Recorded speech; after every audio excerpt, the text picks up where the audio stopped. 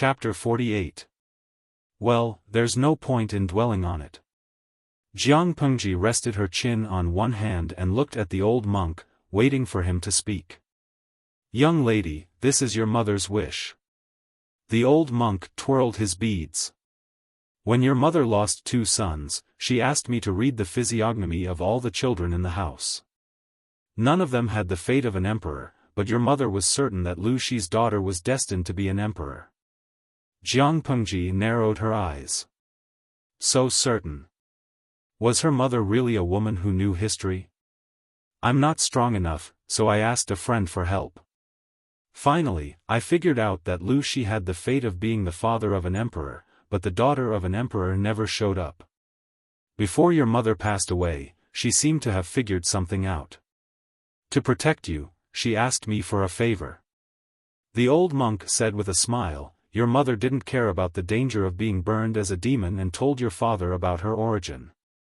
She also said that she had 2 souls in her body since she was young, and one of them died because of the death tribulation. As her daughter, it is very likely that the young benefactor will. Jiang Pengji's hands trembled, and she almost spilled the tea in her cup. 2 souls in one body? Did that mean that both the second lady and Lu Shi thought that the real Lu Lanting was the one who died? If that wasn't the case, little benefactor and your esteemed father would definitely harbor animosity toward each other. It's not impossible that they would eventually fall out. The old monk maintained his amiable smile. Moreover, your mother knew you were her daughter. There's no doubt about that. But why was she so sure that the death would happen at the age of 12? Jiang Pengji was shocked.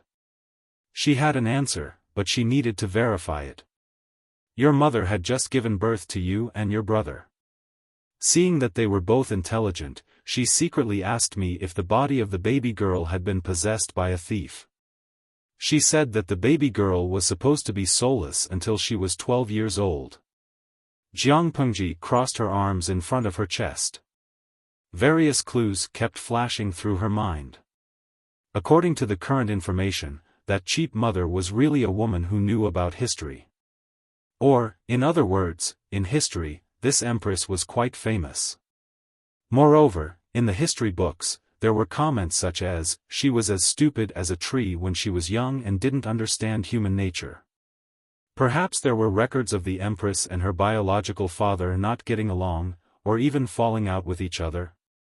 However, the problem of spacetime had always been complicated. That cheap mother had memories of the future, and every move she made affected the so-called history. According to the old monk, although the mother knew about history, she was bound by it and did not live as she wished. How can something like fate be determined? If I really want to fight for supremacy in the future, it will be because I want to do so, not because fate dictates that I must do so.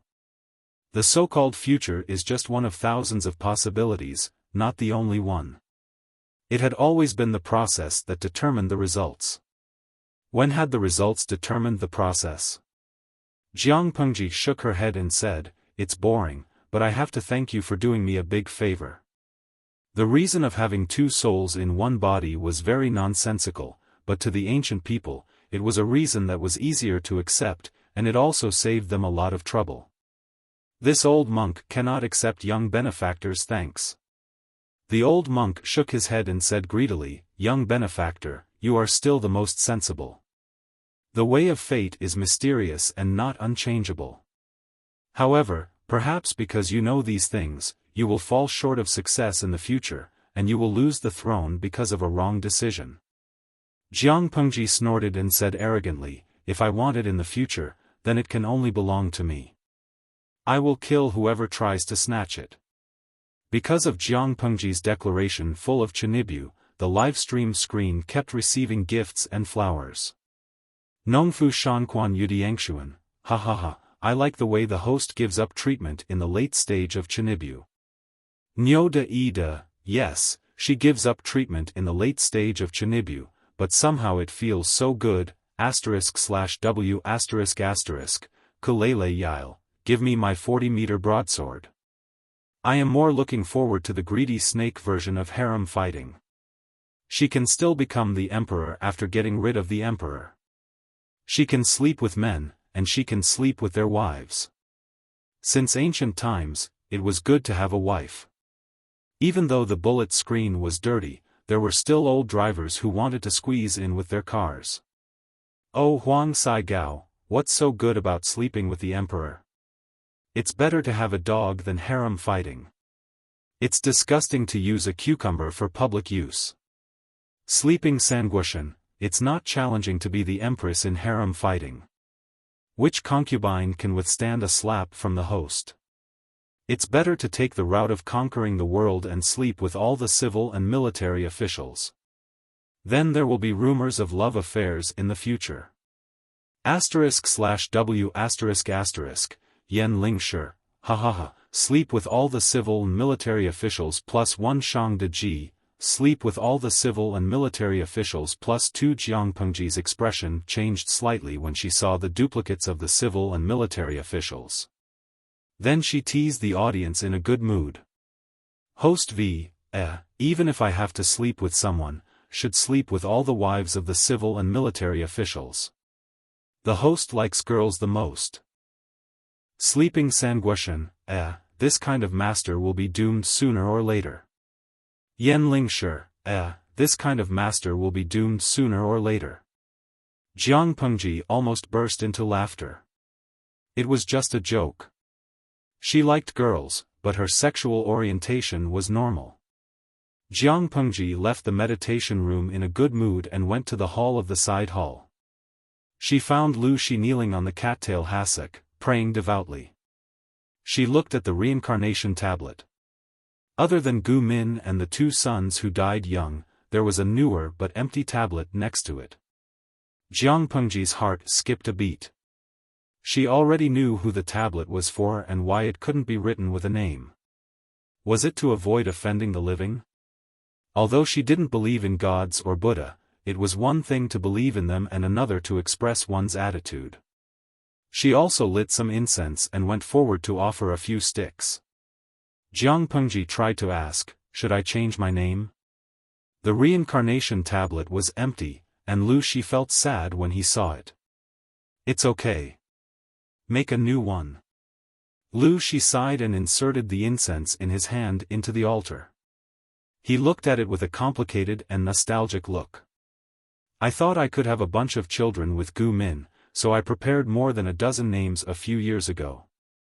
There were boys and girls. Unfortunately, there were only 2 names that could be used in the end. The twin siblings actually used the same name. Actually, I've always been confused. Why did my father let me take the identity of my brother? She could understand if it was a cliché TV series where the official mother was raised as a man to protect her position. But looking at the situation in the Lus, it was not necessary at all. It seemed that all the masters of the Lus knew that she was a woman. Lu Shi said in a strange tone, how can a daughter live as freely as a son? Your mother had to learn the rules and etiquette when she was young. When did she not suffer? She was right. You can live freely and happily for your brother. That's more important than anything else. If Lu Shi was not the second son who survived, how could he have lived to this age? Lu Shi sighed in his heart. A hint of gloominess flashed through his heart. As for the children, when she grew up, she would have a way to hide it from everyone. She didn't need to worry about the future of the family. Even if she lived a carefree life, the family property that she and Gu Min had saved in the first half of their lives was enough for her to spend. He was indeed a husband who had been taught by his mother for decades. His thinking was avant-garde and he was very receptive. Chapter 49. We provide you with wonderful novels to read. But what about Wei Jingxian's engagement? Lu Shi could tell what she wanted to ask. He raised his eyebrows with a hint of displeasure. The marriage was first proposed by the Wei's wife. She agreed to it because of the good relationship between the 2 families. Then your brother died. Min wanted to break off the engagement and get back the token, but the Wei's wife didn't agree. She only said that the child would grow up. Jiang Pengji was speechless. Why didn't she agree? Isn't it bad for your reputation if the engagement is broken off when you grow up? Lu Shi said, isn't it bad to have a bad reputation when you're young? Jiang Pengji was speechless. She really couldn't understand the ancient people's thinking. It was completely different. I don't think so. After all, she was only 3 or 4 years old. How could she have a bad reputation at such a young age? Jiang Pengji was deeply moved by the anti-humanity of this era. The reputation of having a bad reputation was really bad for girls in ancient times. Your brother died on the second day after the two families exchanged the token. Speaking of this matter, Lu Shi actually felt resentful. He even unconsciously blamed Wei Jingxian for the death of his youngest son. However, he was rational and knew that this matter had nothing to do with the girl. He could only blame his youngest son for having such an unlucky life. They were not fated to be father and son. Jiang Pengji didn't say anything. Wei Jingxian was innocent, but the timing of the incident was too inopportune. After donating some money, the father and son finally came to an end. On their way down the mountain, Lu Shi took 2 pairs of new straw sandals from the housekeeper. He put one pair at Jiang Pengji's feet and said, going down the mountain is different from going up the mountain. It's easy to fall if you wear wooden clogs. Jiang Pengji smiled and put on the sandals. They didn't hurt her feet. Instead, they were soft. Father, have you ever been taken advantage of before? It didn't seem like it was his first time. Ignoring Jiang Pengji's teasing, Lu Shi said, your mother was stupid and almost disfigured. When they went down the mountain, the sun was already in the west. Looking at the long shadows on the ground, Lu Shi suddenly sighed. Your father is really getting old. If I was still young, I might be able to carry you down the mountain. He knew his own body well. When Lu Shi was young, Gu Min had urged him to do all kinds of exercises. He always felt that those movements were rude, shameful, and stupid. But thanks to that, he had gotten rid of his days of major illnesses and minor disasters after exercising. His body and bones had become much healthier. But now, he could barely climb the mountain. He really couldn't carry his daughter, who was about to become an adult. Otherwise, both father and daughter would fall down. Jiang Pengji said, I don't mind carrying my father down there. Lu Shi smiled but didn't say anything. He touched her head again. She was raised as a son, but she was still a daughter. How could she be stronger than a man? At that moment, Lu Shi subconsciously forgot that the second lady had told him that Jiang Pengji had single-handedly destroyed the entire bandit village. The journey down the mountain was very relaxing. Jiang Pengji chatted with Lu Shi and laughed. The atmosphere was very harmonious. However, when they talked about schoolwork, she suddenly remembered Master Yuanjing, whom Feng Jin had introduced to her. Jiang Pengji asked while secretly observing Lu Shi's expression. Father, I heard from a friend that Mother and Master Yuanjing are old friends. From your friend? Only a few people know about this. I don't think your friend is one of those old guys. Lu Shi's expression was calm. Your mother supported Master Yuanjing when she was young. When Min was alive, our families would occasionally interact. Indeed. That friend's surname is Feng, and his name is Jin. He said that my studies are not good, and Master Wei Yuan's personality is not suitable for me. If there is a chance, I can visit Master Yuanjing in Langyi County and see if I can become his disciple. Maybe I can be saved. Before Jiang Pengji finished her sentence, Lu Shi, who had been listening attentively, suddenly stopped walking. His expression was slightly stiff. He turned his head and looked at her.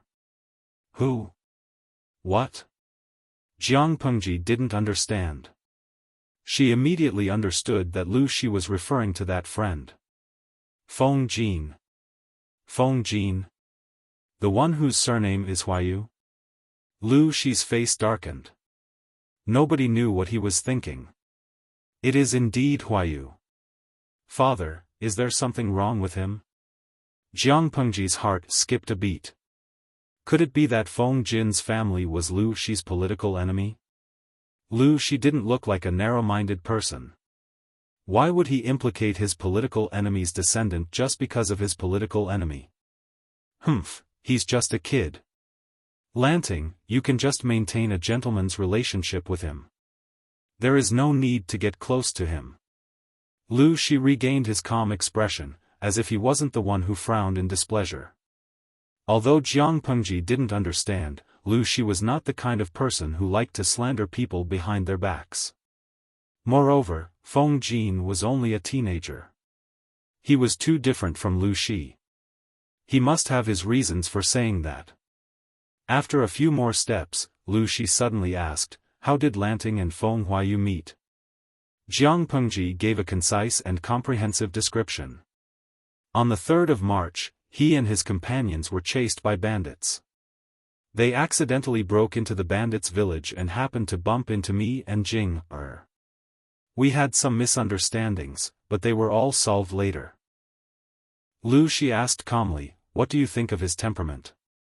If Lu Shi asked about Feng Jin's talent, Jiang Pengji could praise him, but temperament, it would be more derogatory.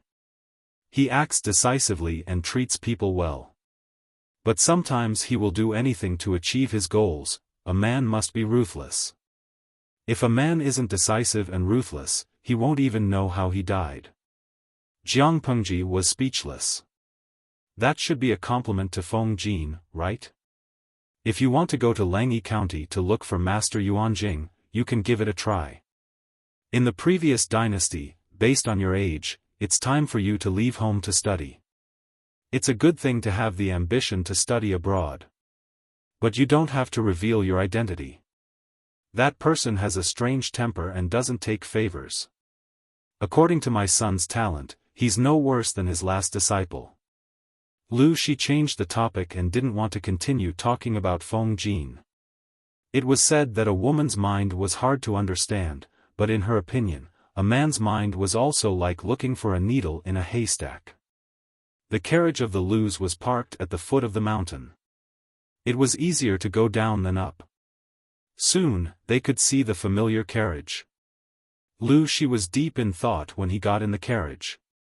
"Lanting, has Master Liaochen told you everything?" Jiang Pengji answered, "Yes, I've told him everything." Lu Shi asked, "Then, what do you think about that matter?" "It's still too early. If one day I really walk that path, I will naturally be the final winner. Rather than groveling at the feet of a brainless person, why not sit on the throne yourself?" Jiang Pengji was not someone who liked to stir up trouble, but she was definitely not someone who was afraid of trouble. Lu Shi closed his eyes. "Well, don't say these words to anyone else when you leave this carriage. Keep it to yourself." Chapter 50. That being said, who could say for sure what would happen in the future? Jiang Pengji loved to fight, but she was not a bloodthirsty person. As long as people did not come to her door and provoke her, she would not look for trouble. As for what the old monk had said about raising a flag and becoming a king, or even having an army and becoming an empress, it all depended on the situation. She did not like to stir up trouble, but she was not afraid of it either. Jiang Pengji was quite calm as she watched the orange sunset outside the carriage, but Lu Shi could not calm down. Back at the Lu residence, he asked Jiang Pengji to visit the second lady while he went straight to the main courtyard. He waved at the maids beside him and said, "Guard outside. No one is allowed to enter without my permission. If Lanting comes, remember to inform me." The two maids whispered, "Yes, sir." Lu Shi did not even look at them. Instead, he walked briskly to the room where he and Gu Min used to live. According to the rules of the time, the legal wife usually lived in the east courtyard, but he and Gu Min had always shared the same room. The furnishings in the room were the same as before his wife passed away. Lu Shi looked around and quickly walked to a corner of the room. He carefully opened the box and scratched the floor with the jade hairpin on his head a few times. Then, he followed the traces and moved the brick away.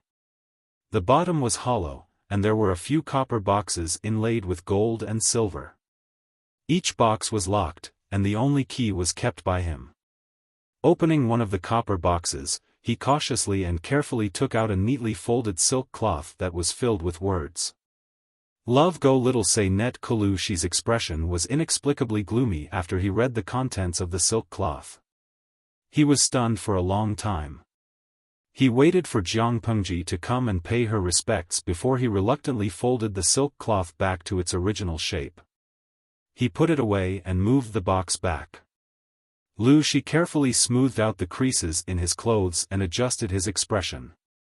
After he was ready, he walked out of the room and went to the reception hall in the main courtyard. Lu Shi had previously told Jiang Pengji that she did not need to go to the family school anymore. Wei Gongqiao was sick, so he was temporarily the teacher.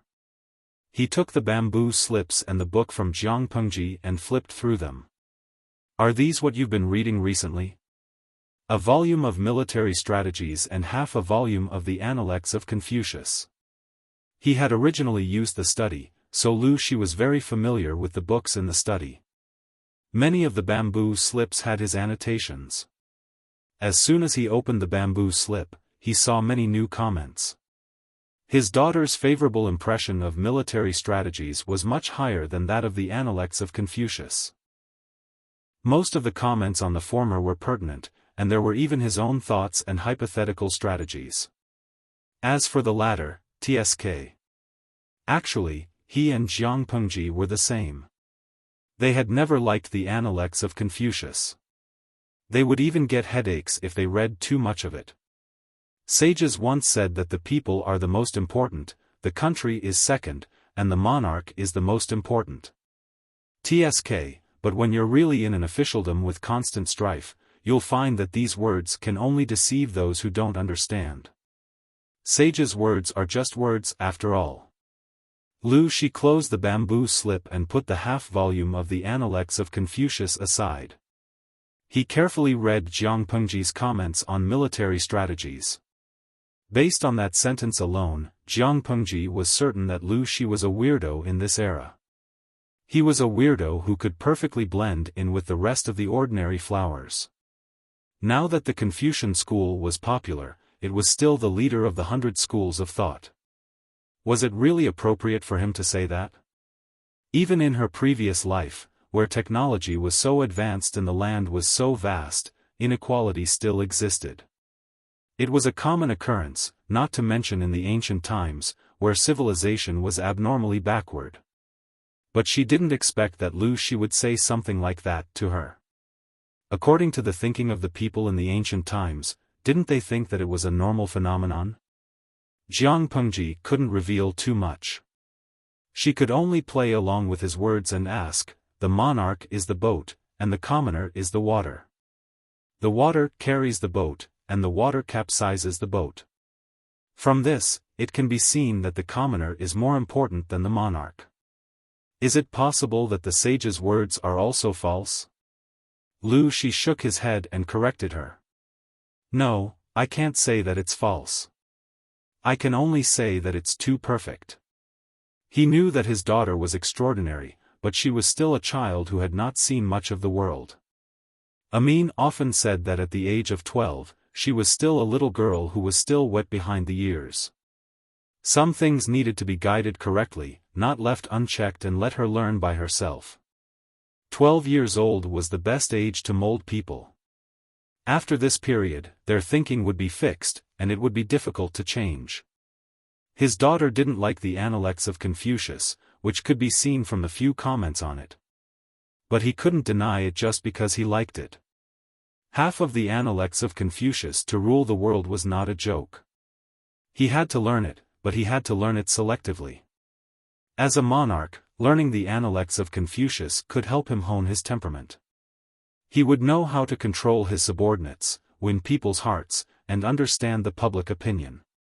In short, there were many benefits. Lu Shi had been an official in a remote place for many years, but after so many years, his governance was very effective. The prosperity of the county was no less than that of Hejian County. From poverty to wealth and prosperity, the county under his rule had undergone earth-shattering changes. He could see clearly what the children of those rich families were like, and he was afraid that Jiang Pengji would go astray because of curiosity or arrogance. The sage's words are meant to restrain a gentleman, not a villain. You don't have to read too much about those vague words. Jiang Pengji believed that if Lu Shi's words were thrown out, he would be condemned by the old-fashioned Confucian scholars. It was simply disgraceful. Lu Shi smiled and said, "Even so, it also reveals a truth: those who win people's hearts will win the world." The current Dongqing was not like that. The former emperor was absurd. He killed his father to ascend the throne. After he ascended the throne, he only knew how to enjoy himself. He did not cultivate his internal strength, appointed people through nepotism, and trusted villains. Not only that, he even raped his uncle and sister-in-law and forced his uncle to die. When it came to the current emperor, it was even more exciting. He killed his brother, stole his sister-in-law, forcefully snatched his minister's wife, slacked off in government affairs, and only knew how to eat, drink, and have fun all day long. He was arrogant, tyrannical, muddle-headed, and blind. He favored the villains, indulged his cronies, and persecuted good ministers and generals. The court was a mess. Officials protected each other. Corruption rotted the foundation of Dongqing.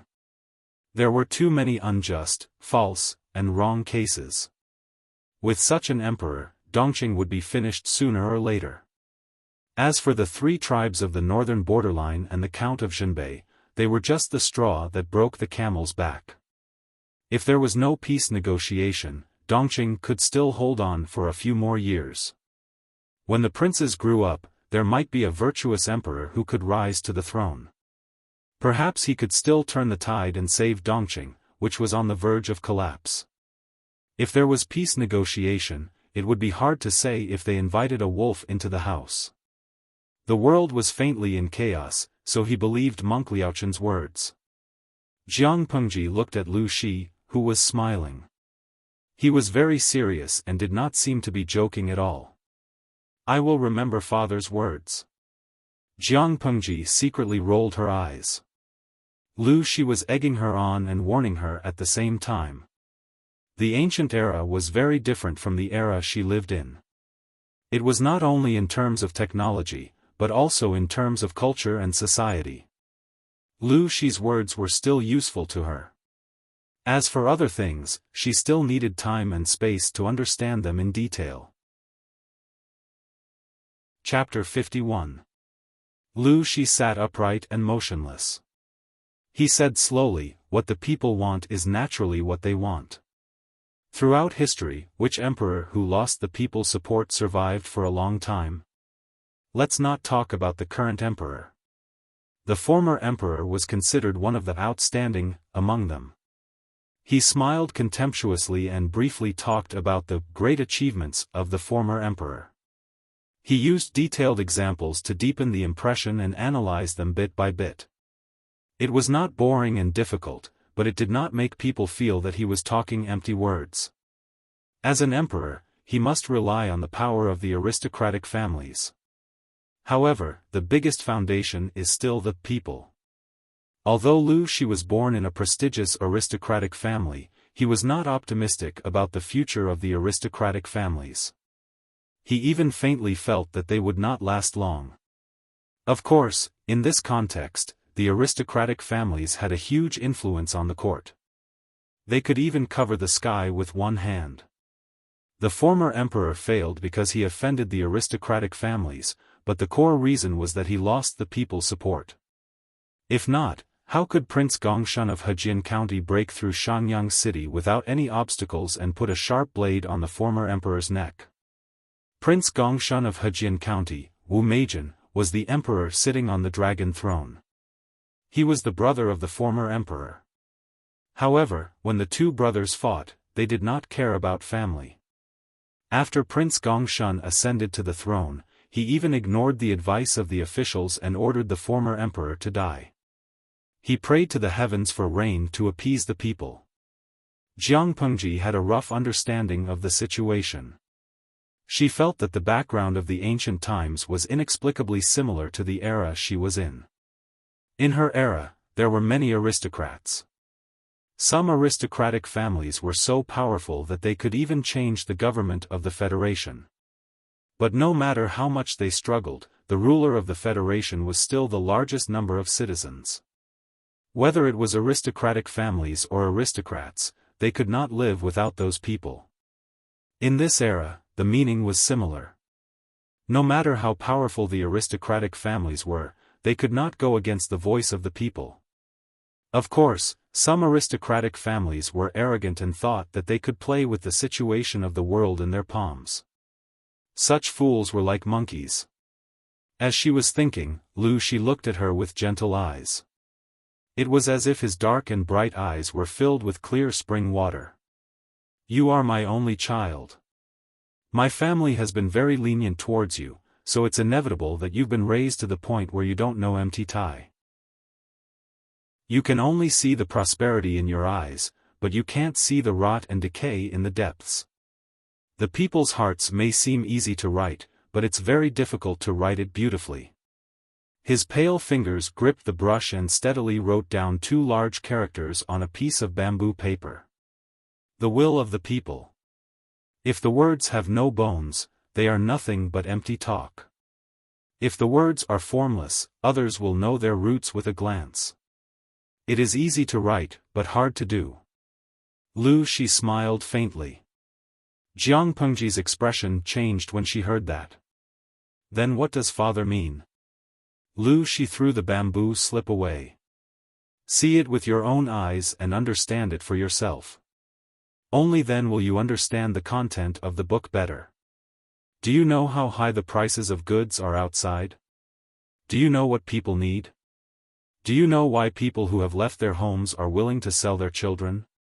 Without understanding the needs of the people, how could he truly consider for them? If they couldn't even do this, it would be impossible for them to win the hearts of the people. If they were betrayed and stabbed in the back because of this, it would be too humiliating. However, Jiang Pengji had another question in her mind. He said that Lu Lanting was his only child. Then what about the 2 concubine sons and daughters in the backyard? Lu Shi's clear voice was especially heavy under the flickering candlelight in the study. It was as if he was hiding a deadly poison. Jiang Pengji also felt that the topic of father-son conversation was very dangerous. Lanting, do you want to hear about the interesting things I've encountered while I was in office? Lu Shi wisely stopped the topic and chose to let Jiang Pengji think about it herself. What he had said was not only related to being a ruler, but it was also related to being an official. How could an official who did not understand the needs of the people truly consider for them? He did not care which direction his daughter was going in. The only difference was the size of her ambition. Oh, there was a bedtime story to listen to. Jiang Pengji perked up. Of course I want to. Lu Shi used his calm and cool voice to talk about his experiences as an official in those places.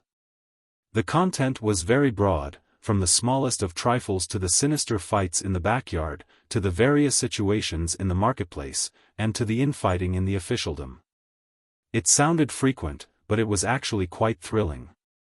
No matter how poor a place was, there was no shortage of local tyrants. As a county chief from another place, he had to have some tricks up his sleeve if he wanted to govern a county. During the most difficult times, he was almost turned into a figurehead by the local gentry. As Madame Hu had said, Lu Shi's handsome appearance hid a bellyful of dark water. If he couldn't do it from the front, then he would do it from the side. It didn't matter if his methods were honorable or not. Whose house did not have some secrets? Whose hands were completely clean? Whose wife could be truly calm and magnanimous when faced with a house full of concubines and sons and daughters of concubines? He was like a venomous snake on the hunt, calmly waiting for his prey to lower its guard. After a few months of lying low, he still managed to take care of those arrogant gentry. His way of telling stories was not old-fashioned. It was even a little humorous, but it was a far cry from his immortal-like image. Jiang Pengji had to admit that she was more curious about the outside world. She had a concrete impression of it in her mind. She didn't have to categorize everything in this era as the products of the backward and ignorant ancient times. Even though Wuxia was worried that Jiang Pengji would become a naive girl who did not know the ways of the world, it was still a lucky hit. She said solemnly, "I understand what you mean, father." "That's good." Wuxia had recently become fond of this action. As he spoke, he took a small box from his side, opened it, and took out the booklet inside. "You're 12 years old this year. In 2 years you'll be at the age to get married and start a career." Jiang Pengji's mouth twitched uncontrollably. 12 years old. She would be 14 in 2 years. She would be starting a family? Suddenly, she felt that those people in their 30s who were still studying hard in the higher education institutions in her previous life were like overgrown babies. "What's this?" She took the booklet from Wuxia and opened it carefully. She almost couldn't understand it after looking through it. "Your mother left you a list of dowries. The top one is hers, and the bottom one was added by me over the years," Wuxia said with a smile. Wuxia smiled. "Of course, I have other plans for your marriage. This list can't be considered a dowry." He had never planned to marry his daughter off. If that was the case, he would not have needed to hide the death of his second son many years ago. Jiang Pengji did not know much about the price of goods in that era, but she felt that there were a lot of things on the booklet. She looked at the end of the booklet and saw the land, rice, and horse businesses. Her eyebrows twitched. Chapter 52. If they raised a flag and rebelled, they would definitely win at the starting line with the resources. In fact, that was indeed the case. If all the things in the book were converted into money, it would be several times richer than the national treasury of Dongqing. She really didn't know how Wuxia had managed to amass such a large net worth without alerting anyone. Jiang Pengji suppressed her inner thoughts. Although she had only glanced at it a few times, she had memorized every single word on it. It was a pity that she could not understand the prices at that time, so she was not clear about the specific value of the contents. Marriage? Jinger? The Weiss have other plans. Her temperament is not suitable for you, so they will probably call off the marriage soon. Then, to protect her reputation, my son may have to suffer. Wuxia sneered. He knew the Weiss plans like the back of his hand. The Weiss had insisted on keeping the marriage even though their second son was dead. They did not want Jingxian to be known as a jinx to her husband. But the two families could not let their daughters marry each other, could they? Even though it was part of Wuxia's plan, he was still unhappy. Therefore, the Weiss should speak up and discuss the cancellation of the marriage. Jiang Pengji was not surprised.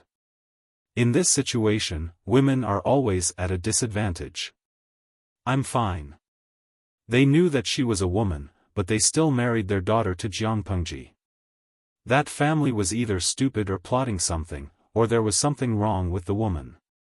Wuxia calmly covered his trembling hands with his sleeves to hide his loss of composure. If Jiang Pengji had been a man, Wuxia might have felt that his son was magnanimous and open-minded. But she was a girl. Why did it feel weird to hear her say that? Was it not good for his daughter to be such a man?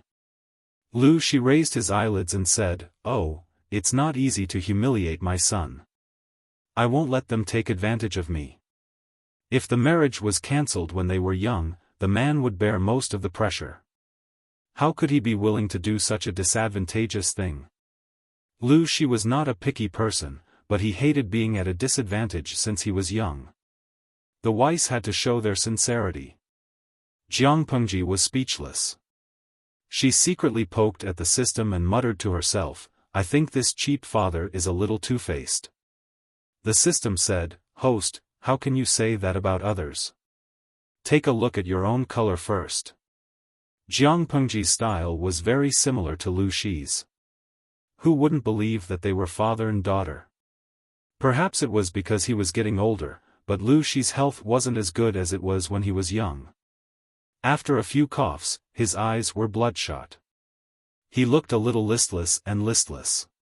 He looked weak under the flickering candlelight.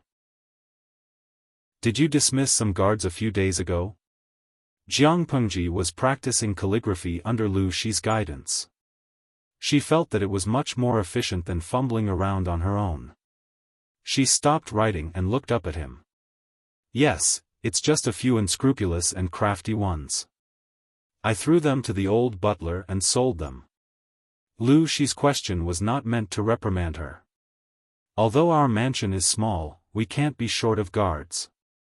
Tomorrow, you will follow the butler to buy some useful servants. Come back and write a plan for me.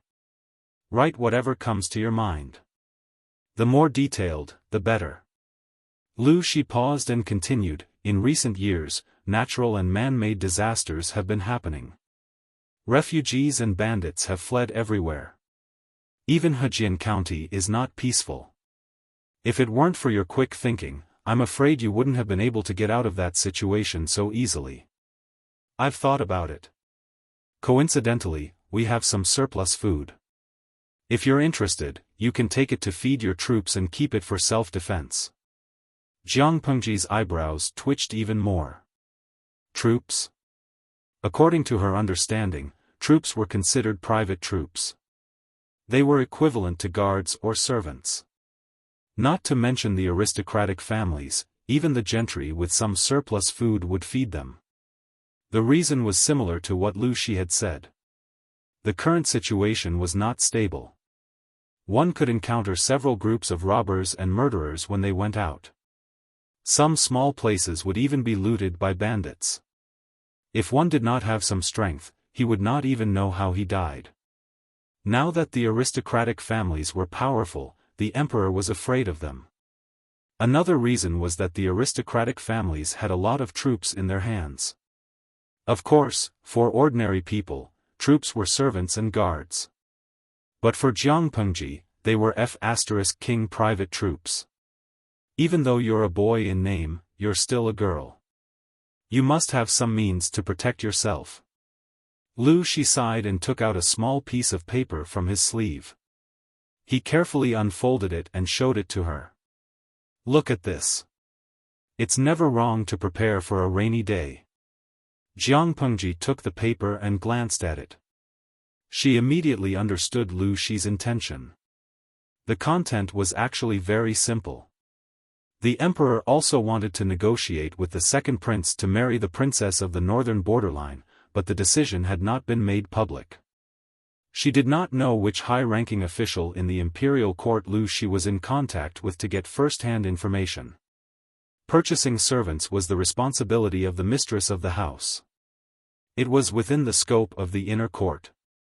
A man like Jiang Pengji should not interfere. But since Lu Shi had spoken, it was obviously a test. How could the second mistress not agree? As for Madame Hu, she only sent a servant girl to pass on a message. She would listen to her cousin. The next day, the old housekeeper came back with 2 booklets. "Master said that everything today will be decided by the second Langjun." Jiang Pengji took the booklet and glanced at it. She asked, "Are these the records of the purchasing servants in the manor in recent years?" She realized that the bookkeeping habits of the Lu manor were very different from those outside. They were more clear and organized, and they were in tabular format. It clearly recorded the value of the buyer, as well as their name and background. Some of the buyers were even from the same family. It even recorded their current positions and specialties. She flipped through it and, with her strong memory, memorized all the names of the servants inside and outside the Lu residence. Needless to say, this bookkeeping format must have been created by Lu Shi's mother. It would be much more convenient to use it to manage the inner court. The old housekeeper stood with his hands in front of his chest. He looked calm. Yes. These are the records of the changes in the servants in the manor in recent years. Of the two booklets, one was the records of the past few years, and the other was brand new. She did not even have to think to know what it was used for. If that's the case, I'll follow the old rules and go to the broker house first. She did not know how many broker houses there were in Hejian County, so it was better to start with the ones she was familiar with. At least the possibility of being deceived would be lower. If it was any other day, she would have asked the broker house to bring the servants to the manor and then she could take her time to choose. But it was a test set by Lu Shi that day. Thinking of the conversation with the people the night before, Jiang Pengji decided to go out on her own and learn about the prices outside. What she heard from others and what was written in books was not as convincing as seeing it with her own eyes. Chapter 53. The old housekeeper was very pleased to hear this. His wrinkled old face finally smoothed out, and he looked a little more relaxed. In fact, he was quite worried that the second Lang Jun, who had always been cooped up at home, would give out orders for the first time without knowing anything. Messing things up was secondary. The Lu residents didn't care about the damage caused, but they were afraid that master wouldn't like them. After all, he had watched Lu Shi grow up. The old housekeeper hoped that Lu Shi and his son would be closer to each other. Jiang Pengji changed into plain clothes before she left. She sat in the carriage and occasionally lifted the curtain to look outside. Turning on the live stream mode, she casually glanced around and found that there were 3,000 viewers in the live stream room waiting for today's live stream. Unfortunately, as a first-class streamer, Jiang Pengji's streaming room could only accommodate 3,000 viewers. If she wanted to increase the upper limit, she would have to upgrade. However, leveling up would require a huge amount of popularity points. She could only save them for now and could not spend them. Playing with the sandalwood fan in his hand, he sat upright in the carriage. When he raised his head, several comments from the audience appeared on the screen. "Oh Huang Saigao, I was scared to death. I thought the streamer was going to open the window today, so I cut the screen and came over. Nongfu Shanquan Yudiangshuan, why is the screen shaking? Bai Gui Yeshing, TSK, the streamer is obviously in the carriage. Can the screen not shake? Yimi Yangguang, not everyone has the right to sit in the carriage in ancient times. Even poor merchants don't have the right. The host's status is quite high. If this carriage was in our hands, it would be a Maserati worth a few million, right? Although it was a horse carriage, the interior of the carriage was quite complete. Not only was there a table, but there was also a hidden box with the 4 treasures of the study and snacks to pass the time. If he was tired of sitting, he could still lean on the table to relax. If he was sleepy, he could still sleep. Of course, this was not the main point. The main point was the advanced shock absorption system inside the carriage. Before she boarded the carriage, she noticed that the structure of the carriage was different from the ones she had seen before. The shock absorption system was more complete. However, when he thought about the butterfly hairpin he saw in the second madam's room, it also had springs on it. It meant that Mother Lu had experimented with this thing before. In order to pursue comfort, it didn't seem impossible to use springs on the carriage to make a shock absorber system. Bai, today's host is still as handsome as ever, */w***. On the screen, Jiang Pengji was dressed in a green silk robe. The cuffs of her robe were embroidered with delicate auspicious clouds. A piece of white jade hung on her waist. The sandalwood fan in her hand occasionally closed and opened with a swoosh as she moved lazily. She tapped the palm of her hand with the fan. Tudu Feichio, is the host going to school? Host V, no, I've dealt with a lot of guys because of the previous incident. Now I'm going to the broker house to buy some servants to look after the yard. Buyer D? Wasn't that human beings being bought and sold? Even though they knew that such transactions were common in ancient times and that it was only natural when they read novels, many felt that it was a little strange when they watched the live stream. However, they could not find fault with Jiang Pengji's actions. Lu Lanting's body was too weak. Even though she was sitting in the carriage, her back was sore from sitting on her knees for a long time. She leaned on the table and thought about the summary she would write to Lu Shi after choosing the servants. After a while, the old housekeeper lowered his voice and said, "Second Lang Jun, we're here." There were many officially approved brokers in Hejian County, but the one that was closest to the Lus and had a good reputation was the one in front of her. Jiang Pengji put away her sandalwood fan and glanced at the plaque hanging on the door. I can't tell that this is a broker house just by looking at the door. Of course, when she entered, she found an even more interesting scene. The interior was decorated like a normal merchant's house. She whispered to the old housekeeper, "It's different from what I imagined. I thought it would be dirty and messy." The old housekeeper stood with his hands by his side and said in a serious tone, "Broker houses are divided into different levels. The kind you mentioned is probably the lowest of the lowest. They specialize in cheating and forcing people to buy and sell. The people they hire are of unknown origins. There's no way the Lu's family would want those kinds of servants." More importantly, the old housekeeper did not have the guts to bring Jiang Pengji to that kind of place. If they met someone who thought that they were easy to bully because of their plain clothes, they might get bullied. That's true. The difference between a licensed business and an unlicensed business is always different, Jiang Pengji replied with a smile. Under normal circumstances, when a rich family wanted to buy a servant, they would directly send a steward to the broker house to inform them. There were people like Jiang Pengji who came to the house herself, but most of them were from poor families. When the woman broker heard the news, she thought there was something wrong with her ears. Of course, when she saw the old housekeeper of the Lus, she immediately went up to him. "What kind of wind blew you here today?" The woman broker was plump and strong, with a fierce-looking face. Her hair was pinned with a bright red silk flower, and she wore a shiny golden ornament that shone brightly under the sunlight. Just by standing there, she exuded a rich aura. The old housekeeper was tall, but because of his old age, he looked a little thin. Compared to the old woman broker, he was like a bamboo pole. The old housekeeper secretly rejected the old woman broker's flattery. He raised his brows and said, "I have business to attend to today. Be careful not to offend you." After all, he was the housekeeper of the Lus residence. He knew almost everyone who had dealings with the Lus, including the old woman broker. The smile on the old woman broker's face froze for a moment. But in the blink of an eye, she smiled even more brightly. She secretly looked at Jiang Pengji.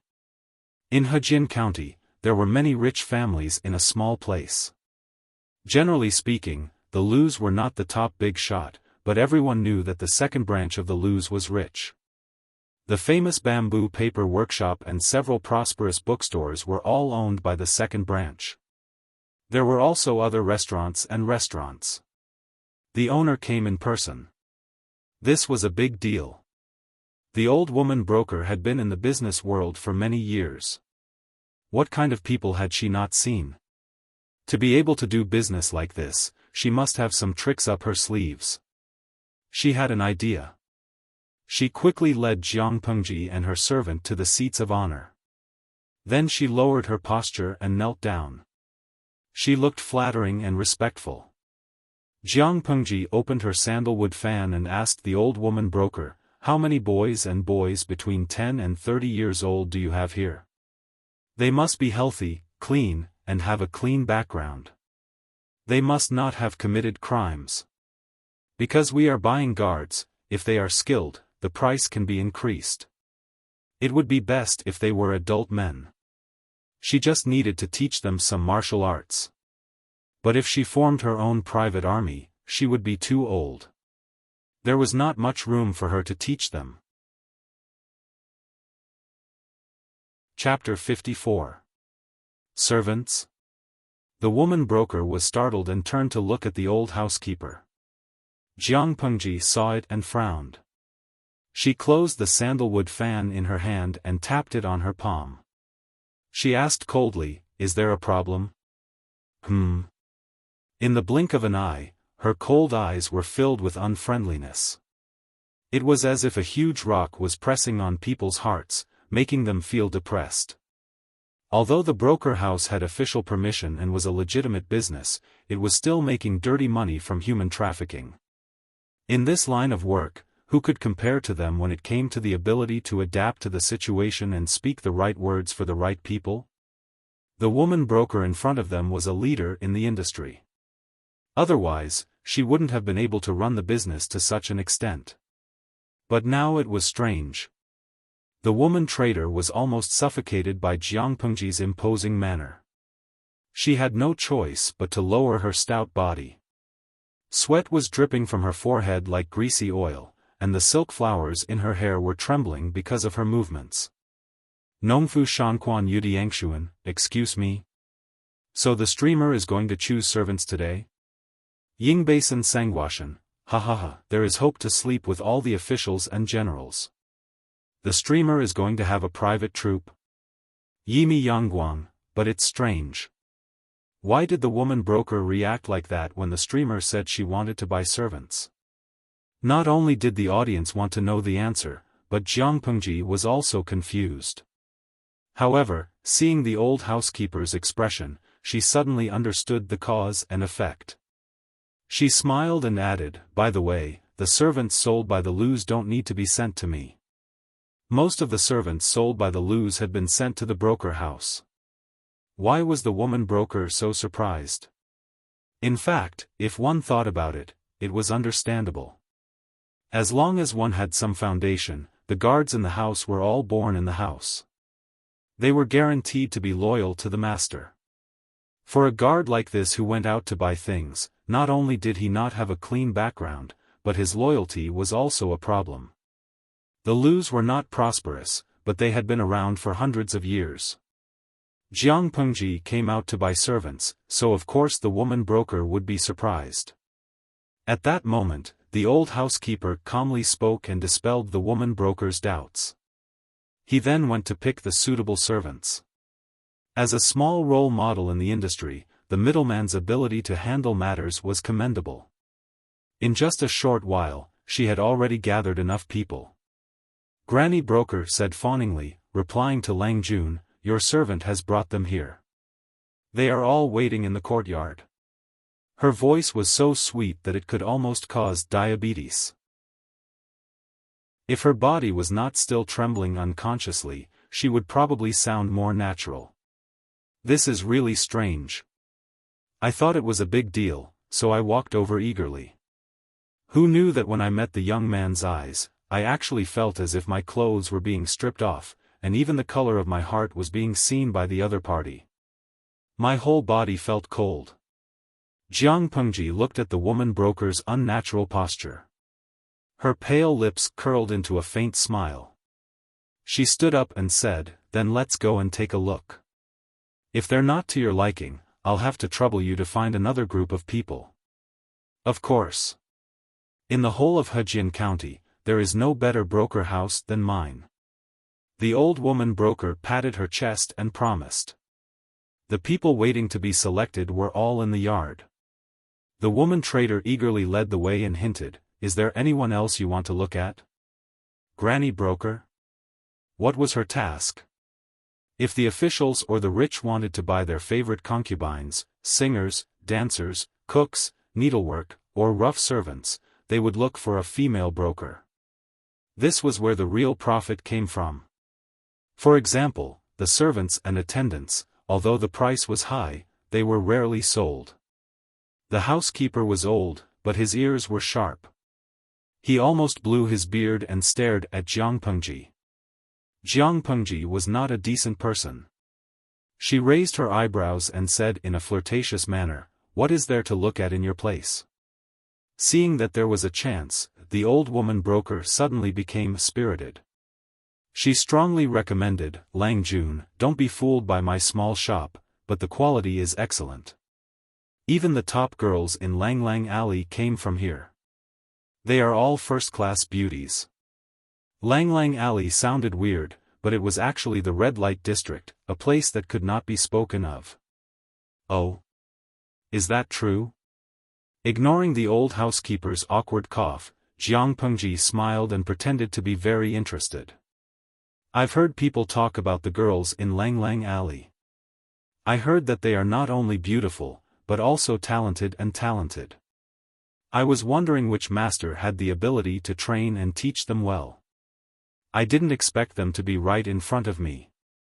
The housekeeper was speechless. Yimi Yangguang, I didn't expect you to be such a hardcore streamer. You even tease the granny broker. When Jiang Pengji praised someone, she liked to look them in the eye. Her eyes were like a pool of crystal clear water, full of sincerity. People could not help but believe what she said. Even the granny broker, who was used to seeing the world, felt a little embarrassed. The housekeeper braced himself and said in a low voice, "Second Lang Jun, everyone loves beauty.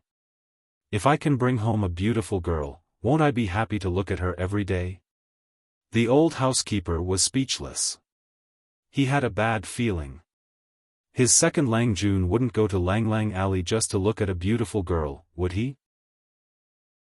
As they spoke, the three of them arrived at the courtyard. There were a few rows of people standing in the open space. They were arranged according to their height.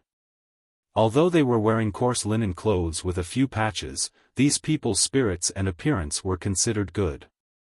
Their skin didn't seem to have much dirt. Regardless of their appearance, they gave a good first impression. The broker house had been doing well in Hejian County for many years. It was reasonable that it was doing better than other brokers. Do you have any records of these people's backgrounds? Jiang Pengji walked to the front of the crowd and glanced at each of them. A lot of information appeared in her mind, but it was quickly digested. She had already made a decision. As a broker house, it was natural to have a lot of information on the goods. The records were not complicated, but they were piled up without order. It was not as clear as the account books of the Lus. She was not picky. She flipped through it quickly. People who did not know would think that she was fanning herself with it. The granny broker was a little unhappy. She thought that Jiang Pengji would not be able to choose a good servant with such an attitude. Bracing herself, she pointed at a tall and sturdy man. He was the most powerful person in the group, and he had some skills. Lang Jun, what do you think of this one? He's hardworking, honest, and clean. If it weren't for the fact that his parents passed away, he wouldn't have sold himself here. Even though the granny broker was evil, she did not dare to trick Jiang Pengji. Under normal circumstances, the strong man would be a good choice, but Jiang Pengji did not like him. Oh, no need.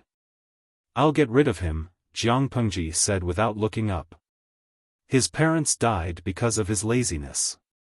Everyone was speechless. Chapter 55. Genius 1 second. Remember love go away?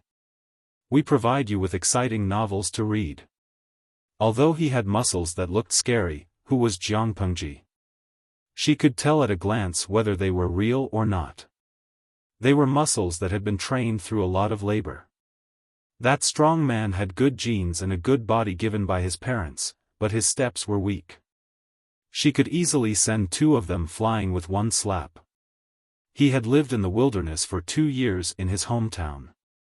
His fingers did not have many calluses, and the skin on his arms was even. There were no signs of farming or hunting.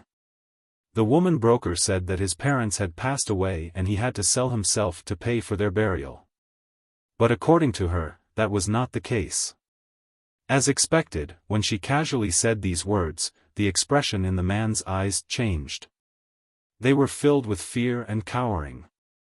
Although the woman broker did not know how Jiang Pengji knew, she also felt embarrassed. What was the scariest thing for a person in her line of business? Wasn't it because the goods were not right? Her reputation was ruined, and she lost her source of income. She thought that the person she recommended was a good one and that Jiang Pengji could see her honesty. She did not expect to be slapped in the face in public. Eliminate this one as well. Eating, drinking, whoring, and gambling are more reliable than me. Do you think you can be a boss after buying him? The woman broker's mouth twitched. She almost tore the handkerchief in her hand in half. She was going to recommend the one Jiang Pengji pointed at. The man was in his 20s. He had a good physique. He had read a few words in his childhood. He was smart and had a good eye for people. Logically speaking, he was a good man. She did not expect the man in front of her to tell her the inside story that she did not know. Jiang Pengji said, "He has a hidden injury in his ankle. It's not obvious when he walks slowly, but it's obvious when he walks quickly. How can he guard the house?" The woman broker was dumbfounded again. The people she had chosen had to be healthy. After all, they were hired to guard the house. Other standards could be set aside for now, but their physical conditions had to be up to standard. Otherwise, how could they protect the master's family? But, looking at the man's evasive eyes, the woman broker knew that Jiang Pengji was telling the truth. And this one, Nongnan, Tong. The Lius don't dare to take in such a scumbag. It's disgusting. Under the watchful eyes of the woman trader, Jiang Pengji eliminated a few people in a row. She gave a variety of reasons, which stunned everyone. After a round of screening, Jiang Pengji glanced at the remaining people and said to them, "Stretch out your right hand." The people of this era had poor physical fitness and poor bones. It was impossible for Jiang Pengji to use the standards of her previous life to filter them, but she would choose the tallest among the shortest. With her eyesight, she could filter out those with problems, and the rest would depend on their aptitude. Sleeping all over Three Kingdoms male god, the streamer knows how to feel bones? There were many classic plots in novels where one would feel one's bones to determine one's aptitude. How would one do that? In fact, Jiang Pengji did not know how to feel bones, but she had seen a lot and had her own way of identifying aptitudes. If one were to insist that this was bone-touching, the essence was more or less the same. However, she didn't need to touch it herself. Just by looking at his arm, she could roughly visualize the skeleton in her mind. In other words, if she wanted to, any creature in her eyes would be nothing more than a skeleton. Host V, no, but the skeleton can indeed be used as a basis to determine one's aptitude and potential, but it cannot be regarded as the final basis. At most, it can be regarded as a reference. Depending on the body, the state of development, and the state of the skeleton will be different, which will interfere with the judgment. For a warrior, aptitude is not as important as temperament and willpower. The latter can sometimes create impossible miracles. Sleeping all over Three Kingdoms male god, how many people do you plan to choose? Host V, the quality of the soldiers is more important than the quantity. I'll train a few guards first, and then we'll talk about the future. Jiang Pengji had read military strategies a few days ago, and she had also read some books related to the battlefield. She had even asked Lu Shi himself. After combining the information from various sources, she had a general understanding of the war in this era. If the information showed that the first party had 200,000 soldiers and the second party had 150,000 soldiers, and there was a huge disparity between the two sides, which side had the highest probability of winning?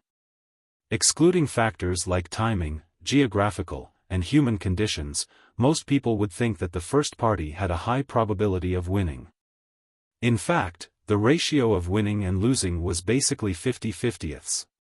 Even if the first party had an advantage, it was not a big one. In the war in this era, it did not mean that the side with more people had a higher probability of winning. In fact, that was not the case. On the surface, there were as many as 350,000 people on both sides, but the number of people that really determined the outcome of the war was probably less than 50,000. The real competition was between the elite soldiers, and the ratio was very small. The rest of the soldiers were just bystanders. The weapons in their hands were just sharpened tree trunks, and they wore coarse linen clothes. Those who were slightly better would be wrapped in leather armor. Their defense was basically zero. The elites of the first and second parties would fight against each other. Based on the situation of the battlefield, if the winning side's morale was high, the bystanders would rush forward aggressively. If the winning side lost, the bystanders would definitely run away faster than anyone else. They would flee in panic. There were many cases in history where the few won against the many. Excluding factors like timing, geographical, and human conditions, there was a lot of water in the water. Considering these problems, if Jiang Pengji really wanted to raise some troops, she would, of course, go the route of elite soldiers. Of course, the elite soldiers were still very ugly in her eyes. If it was her in the past, she could kill a bunch of them with one slap. This one, and this one. Stay here and record them in the booklet, Jiang Pengji picked and chose. In the end, there were only a few people left in the yard. Most of them were teenagers under the age of 15. There were only a few young men, and there were less than 15 of them in total. Are they all here? Jiang Pengji looked around with some dissatisfaction. She turned to the woman broker and asked, "It seems like there are not enough people." The old housekeeper was worried at first, but as Jiang Pengji picked, he was finally relieved. All that was left in his heart was relief. Although the style was not quite the same, the second Lang Jun really had the demeanor of the old master when he was young. The woman broker hesitated. She was also afraid of the young master. He was very evil. There are some, but they are not very suitable for Lang Jun's requirements. Some of them have a criminal background. There were many kinds of goods in the broker house. Some were children from good families who sold themselves, some were sold by relatives, some were slaves who had committed crimes and were bought from the government, and some were servants who had been sold in other mansions. Criminal background? Jiang Pengji raised her eyebrows. She had thought that she could choose enough people, so she set the requirements more strictly. She did not expect that after the selection, there were only about a dozen people who were barely satisfied. Obviously, the number of people was very limited. Bring them here to have a look. The old housekeeper was not calm anymore. He could not let those dangerous people with criminal records get close to his Lang Jun. Jiang Pengji knew what he was thinking, so she spoke first to stop him from saying anything. "I'm just going to have a look. We'll talk about it later if I'm satisfied." Chapter 56. If it was just to guard the house, Jiang Pengji would definitely not use those with criminal records. After all, she had to think about the safety of the Liu family. But if it was to train private soldiers, that was another matter. She had yet to meet a troublemaker that she could not handle. Deep in her bones was a spirit that loved to pursue thrills and thrills. Sometimes, it could even be said to be sick. She remembered in her previous life, before she became the commander of the army, her superior trained her, but he also had a headache because of her temper. Every now and then, she would see a psychiatrist for guidance. The psychiatrist did not alleviate her mental symptoms, and she almost drove them crazy. After all, not everyone had strong psychological endurance. They could not accept a stranger flipping them over the moment they met. Under the sharp gaze of the old housekeeper, the broker ordered the goods that were difficult to sell to be brought over. Almost everyone wore shackles on their hands and feet. They did not look like the goods in the broker house. If they wore prison clothes, they would look like criminals. Are these all sold by the government? Jiang Pengji glanced at them. Half of them had tattoos on their faces. They had been branded. Some of them are official slaves. Some of them were originally sentenced to death, but they were lucky enough to be released due to an amnesty. Looking at those people who were either dead silent, mocking, or harboring evil intentions, the woman broker's intestines turned green with regret. Although she was in a hurry to get rid of them, if Jiang Pengji really liked some of them and brought them back, the Lus would definitely not let the broker house off.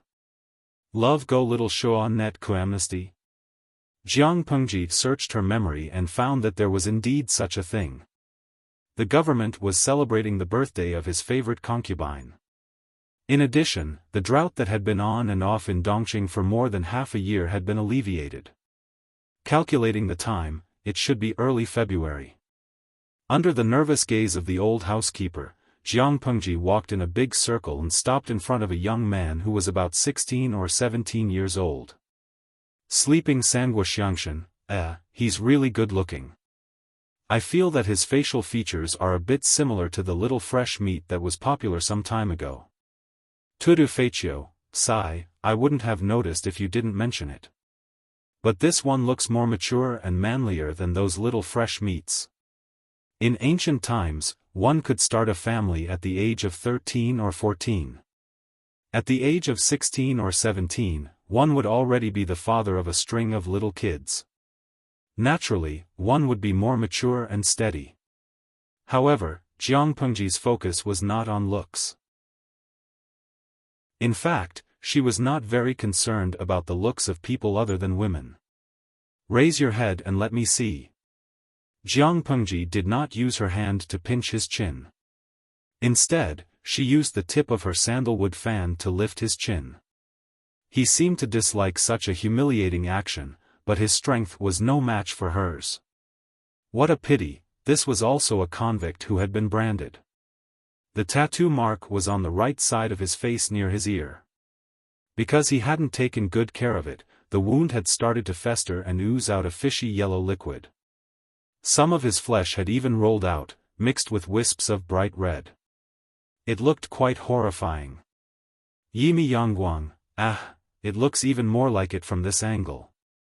His eyes are so good // greater than over equal to for all, / perhaps it was the seduction of beauty, but Jiang Pengji's sharp eyes saw a row of lollipops and lovers' hearts floating across the screen.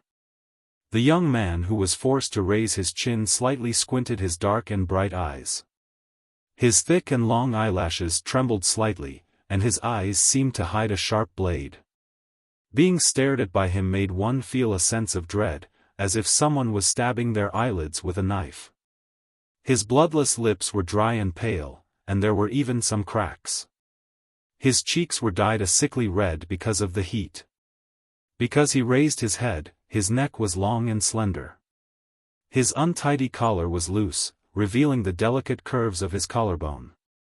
The old housekeeper silently moved his eyes away. The scene was too beautiful for him to look at. The woman trader also sighed with regret. It is indeed a pity. Even if the wound on his face heals, it will still leave an ugly scar. At the moment, the trend was for fair and delicate beauty. Many gentry families pursued the fashion of putting flowers on their hair and applying powder. However, the public's sense of beauty had not changed much.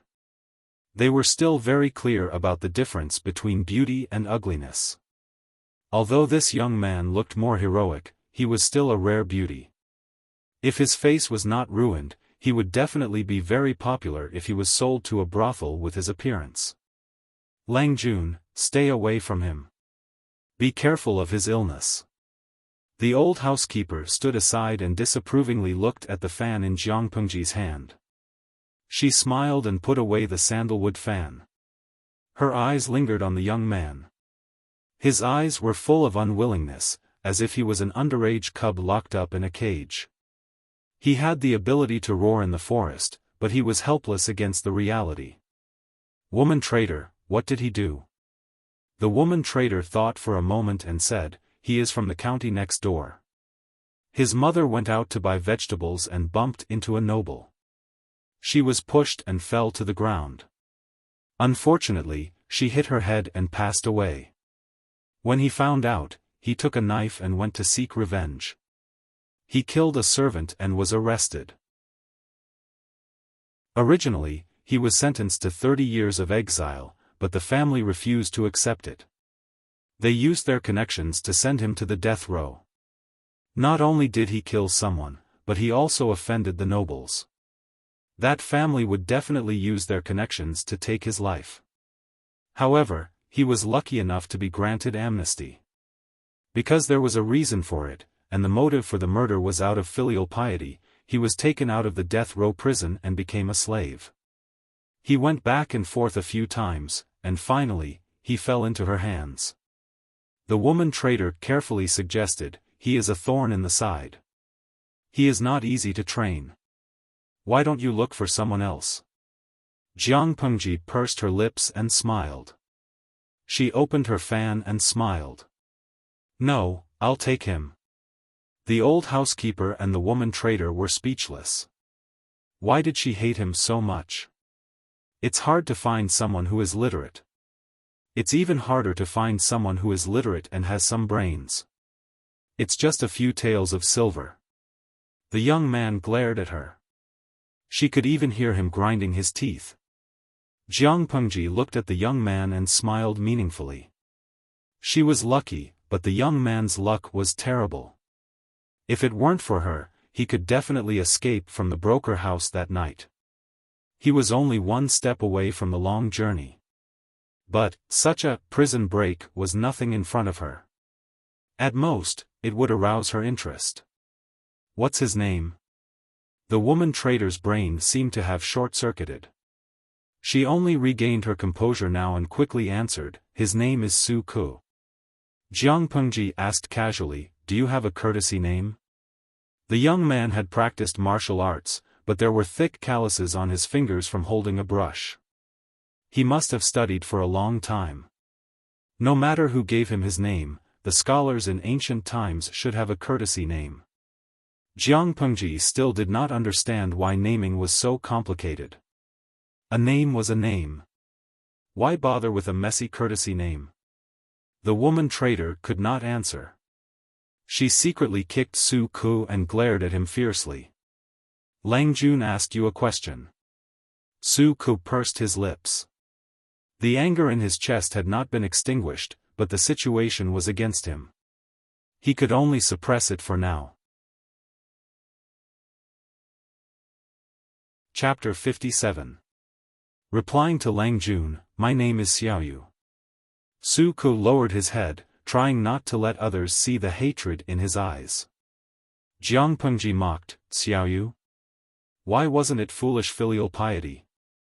There's nothing wrong with avenging your mother, but have you become stupid after studying for so many years? You dare to pick up a knife and seek revenge just because you have some skills? It's fine if you can kill your enemy with your own hands, but you just let your enemy lose a dispensable servant, and you even lost yourself. This brain, why do I feel that buying you now is a bit of a loss? Tudu Fetio, that's a slap in the face. Just half a minute ago, you said that buying him would be a good deal. Unlucky adventure welcomes you, streamer. I'm telling you, as long as you travel through time, you can definitely find a top talent in a broker house. I think this Su Ku is very promising smiley face 3 angle, even if he's brainless, he can still warm the bed in the future. Maybe he's the male lead. Nongfu Shanquan Yudiangshuan. Why isn't it the female lead? Ignoring the young man who suddenly raised his head, she waved her hand, and someone naturally categorized Su Ku into the shopping column. After another round of picky choices, including Su Ku, she chose another 6 people. Including the previous ones, there were a total of 20 people. Have you memorized everything? Jiang Pengji asked the old housekeeper. Let's settle those people in the farm outside and train them well. The old housekeeper was a little upset, but his face was full of wrinkles, so it was impossible to see his expression. The old master had also said that Jiang Pengji would make all the decisions for the day, and he only needed to do what he was supposed to do. Lang Jun, I've noted everything down. By the way, buy 2 strong old maids, the kind that can cook big wok dishes. Jiang Pengji hadn't even taken 2 steps when she said to the woman broker, "It's best if they're hardworking and keep their mouths shut. Don't even consider those who like to cheat." The old housekeeper was puzzled. The Lu residence was not big, and there were only a few masters to serve. Therefore, there were enough servants for now. Jiang Pengji suddenly wanted to hire 2 more rough old women, but she did not know what to do with them. It was a big business for the broker house to buy 22 men at one time, not to mention that 20 of them were valuable men. The price of adult men was the highest, and the younger ones were slightly cheaper. The old women who did rough work could also be sold for 8 or 9 taels of silver. This was a legitimate business, and they still had to go to the government for an open road, so it wouldn't take much time. After settling the debt, Jiang Pengji received a stack of contracts from the woman broker. She took out Su Xiaoyu's contract. "Tell the farm people to keep an eye on that Su Xiaoyu. Don't let him escape." Jiang Pengji put away the contract and smiled meaningfully. She reminded him, "If you catch him in the middle of the night, remember to inform me immediately. If he's lost, I'll settle the score with you." After buying people from the broker house, Jiang Pengji had other things to do. Lu Shi's test was not over after buying people. There was a series of follow-up tasks. She had to know how to settle the people, daily training, and expenses. Speaking of expenses, she had to know the purchasing process and the prices of the goods. Only then could she use the budget more rationally. "I feel like I was tortured by my boss." Jiang Pengji sat in the carriage. The table was covered with paper and a pen. She opened the new booklet given by the old housekeeper and recorded the name, identity, and purchase price of each servant in detail. The bullet screen was full of laughter. It was rare to see the streamer who had always been successful being defeated. They seized the time to have some fun. The farm's area is not small. We can let them farm while training. We can try to be self-sufficient, balance their income, and reduce their consumption. Clothes every season are another expense, and we also need to prepare the necessary training tools. In order to motivate them, we can set up a reward and punishment system. Jiang Pengji copied the draft she had already written on the bamboo paper. In the end, looking at the bamboo paper full of words, Jiang Pengji was finally satisfied. The next step was to understand the basic prices of goods, and try to use the budget she had to reduce unnecessary waste. Apart from these arrangements, she also had to come up with a training plan. Otherwise, how could she train a flock of sheep into real lions? Unfortunately, the genetic quality of the people in ancient times was not good, and their physical fitness was far from the standard of her era. Many of the popular training methods of the future could not be popularized. She could not mechanically copy them, so she could only adjust them according to the conditions of the current era. To put it more vividly, the difficulty of training for children in her era was like hell in this era. Jiang Pengji licked her lower lip expectantly. Her eyes were full of interest.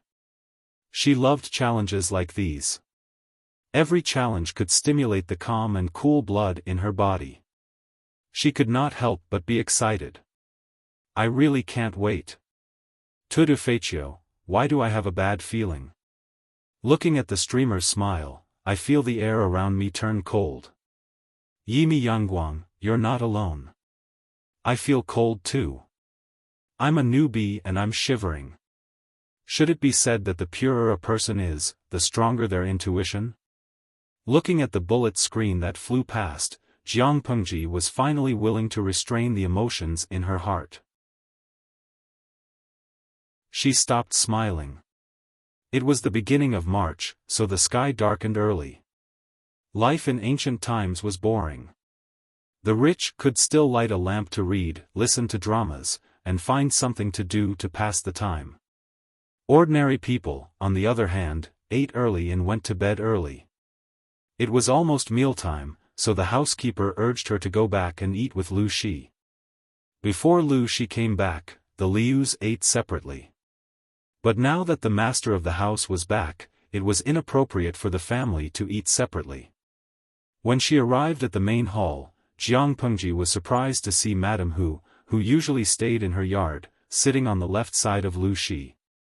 As for the second lady, she was still resting in her yard because of her health.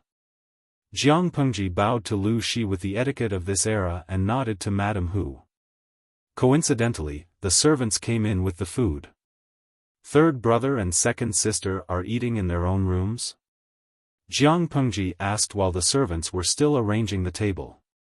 In this era, it was important not to talk while eating. The rules of the Lius were not as strict as those of the Lius, but basic etiquette was still important. If Jiang Pengji had any questions, she could only ask them before mealtime. Otherwise, she would have to stay silent until the end of the meal. Madame Hu looked down as if she was looking at the delicate embroidery on her clothes. Lu Shi frowned, but he did not speak. In the end, it was Madame Hu who broke the awkward silence with a smile. Third Lang Jun was too playful a few days ago and his face was disfigured. According to the doctor, he needs to rest in his room for a while and control his food intake. Otherwise, it will leave a scar. The second Nyangzi is still young and shy. She blushes easily when she talks too much. Cousin has always been serious. If he keeps a straight face, the girl will cry. Chapter 58. Lu Shi did not say a word throughout the meal, as if he had not heard the conversation between Jiang Pengji and Madame Hu. The meal was finished in silence. Perhaps it was the influence of Jiang Pengji's soul, but this body's appetite was much larger than Lu Lanting remembered. The cook's cooking skills were excellent, and even though the seasoning of this era was incomplete, it was more than enough for Jiang Pengji, who was used to tasteless energy agents.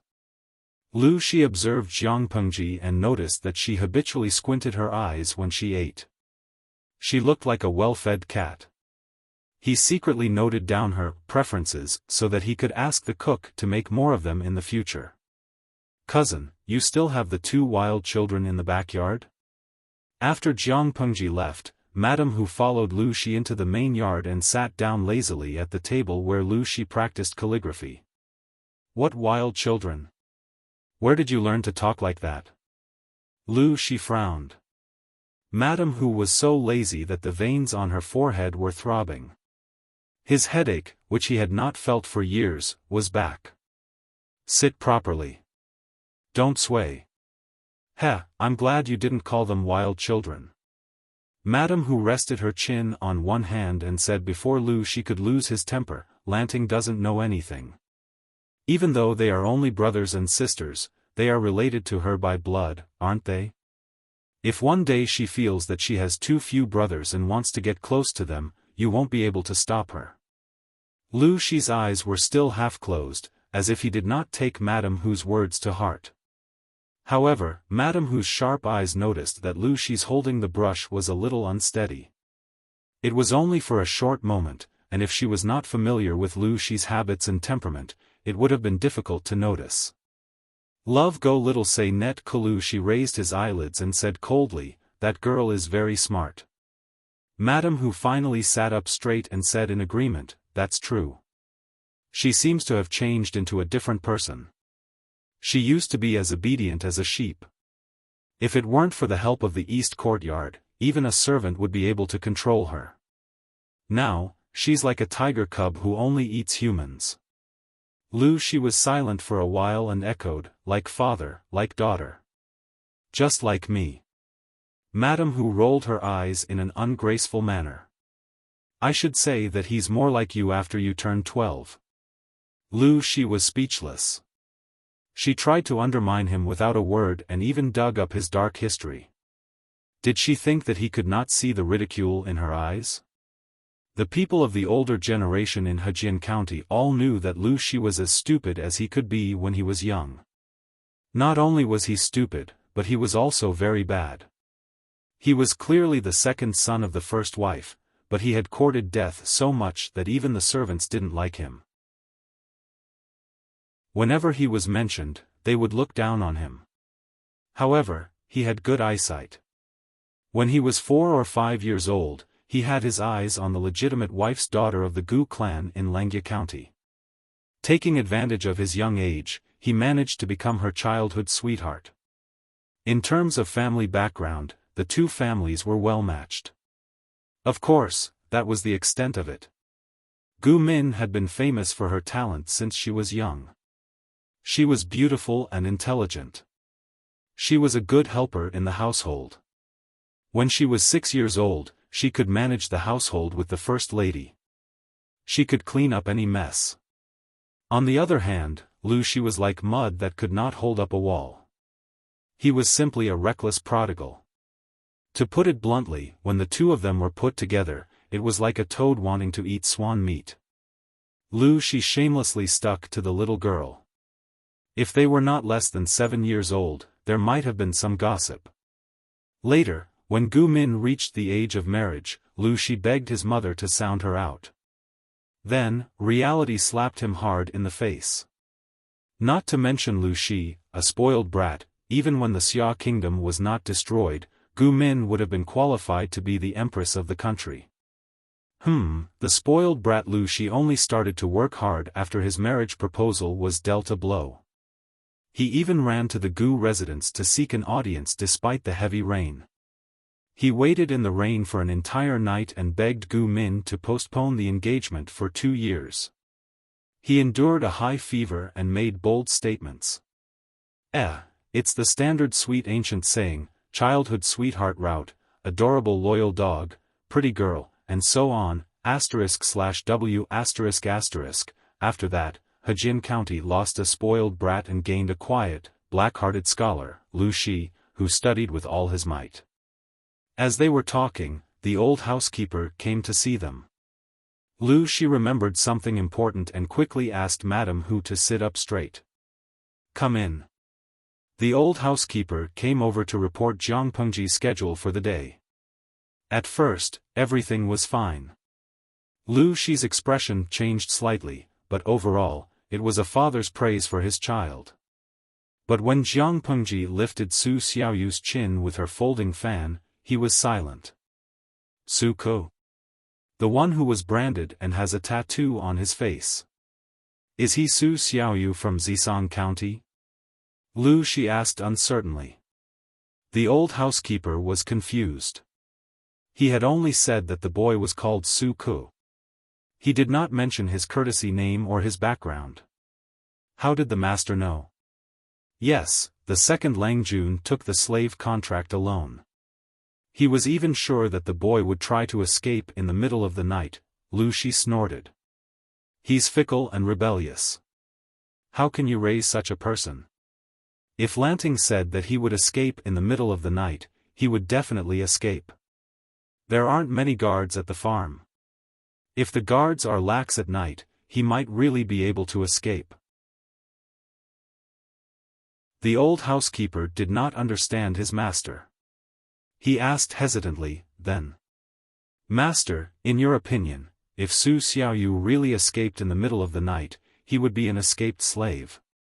If he was caught, he could be killed immediately. In any case, Lanting spent a lot of money to buy it. How could you let it escape? Wuxia had given Jiang Pengji a very limited amount of money to test her. If she spent it extravagantly, the servants she bought would probably be left with nothing to eat. At this point, Wuxia suddenly revealed a smile that was very familiar to everyone. It made them shudder when they saw it. Every time he wanted to scheme against someone and make them unlucky, he would always smile like this. Over time, it scared people to the point that they developed a phobia. Send another team to guard the farm. If he escapes, break one of his legs. It will take him 100 days to recover. Let him stay put. The old housekeeper was a little surprised. An escaped slave did not need to be killed? Since when was his master so easy to talk to? The old housekeeper was about to leave and Wuxia suddenly changed his mind. Wuxia's changed order made the old housekeeper even more confused. Forget it. I'll go see Su Xiaoyu myself. As for Lanting, just let her know. There's no need to hide it from her. Madame Hu frowned and asked, what's Su Xiaoyu's background? Lu Shi smiled coldly. He's a wolf that bites and can't be tamed. Such a bad evaluation. Madame Hu looked down. Can't be tamed? But at least he can bite. He's better than a dog that only knows how to bark. Lu Shi understood that there was a hidden meaning in her words, but he did not respond.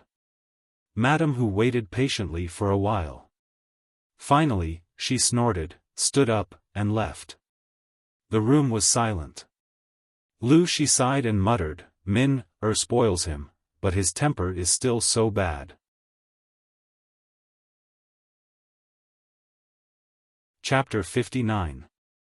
In the farm outside the city. Su Ku and other people who were bought were placed in 3 long rooms. Everyone could get a new thin quilt.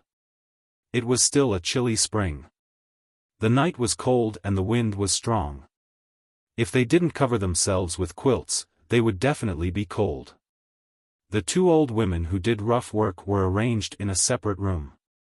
The older ones were already numb. They quietly hugged their blankets and lay down on their beds, stiffly like corpses. Su Ku, who was young and vigorous, couldn't easily accept his fate. He grabbed the thin quilt with both hands, and his eyes were inexplicably gloomy. The teenager in the bed next to him turned around and found that Su Ku was still sitting on the bed. He couldn't help but sigh softly. Brother Su, why aren't you sleeping now? Tomorrow, I don't know what the master wants us to do. Why don't you sleep early? Before he finished speaking, Su Ku interrupted him with a hoarse voice and said, you sleep first. I was very sick a while ago, so I slept a lot. Now I don't feel sleepy. If I disturb your rest, I will go out to enjoy the wind for a while. You sleep first. After that, Su Ku lifted the thin quilt, tightened his thin lips, and opened the door quietly. He saw the dark sky outside. There was no other sound except for the faint snoring coming from the door and the wind outside. Su Ku saw that and couldn't help licking his molars with the tip of his tongue. A plan that had been put on hold came to his mind again. If he didn't leave now, when the people in the room behind him were tamed by the Lus, there would be no chance for him to escape. Since he was lucky to be taken out of the death row, Su Ku had been thinking about regaining his freedom all the time. However, he became a slave and fell into the hands of the broker house. He could only choose to endure and stay dormant. It was not easy for him to figure out the law of the patrol guards in the broker house. He even made other preparations to escape tonight, but he didn't expect to run into Jiang Pengji. However, it seemed that there was nothing wrong with it. The broker house was very strict with the goods. Basically, they patrolled twice in a quarter of an hour. There were strong thugs both inside and outside. Although he knew some martial arts, he was a weak scholar after all. Not to mention that he was sick now. If he was accidentally discovered and caught, he would definitely be beaten to death.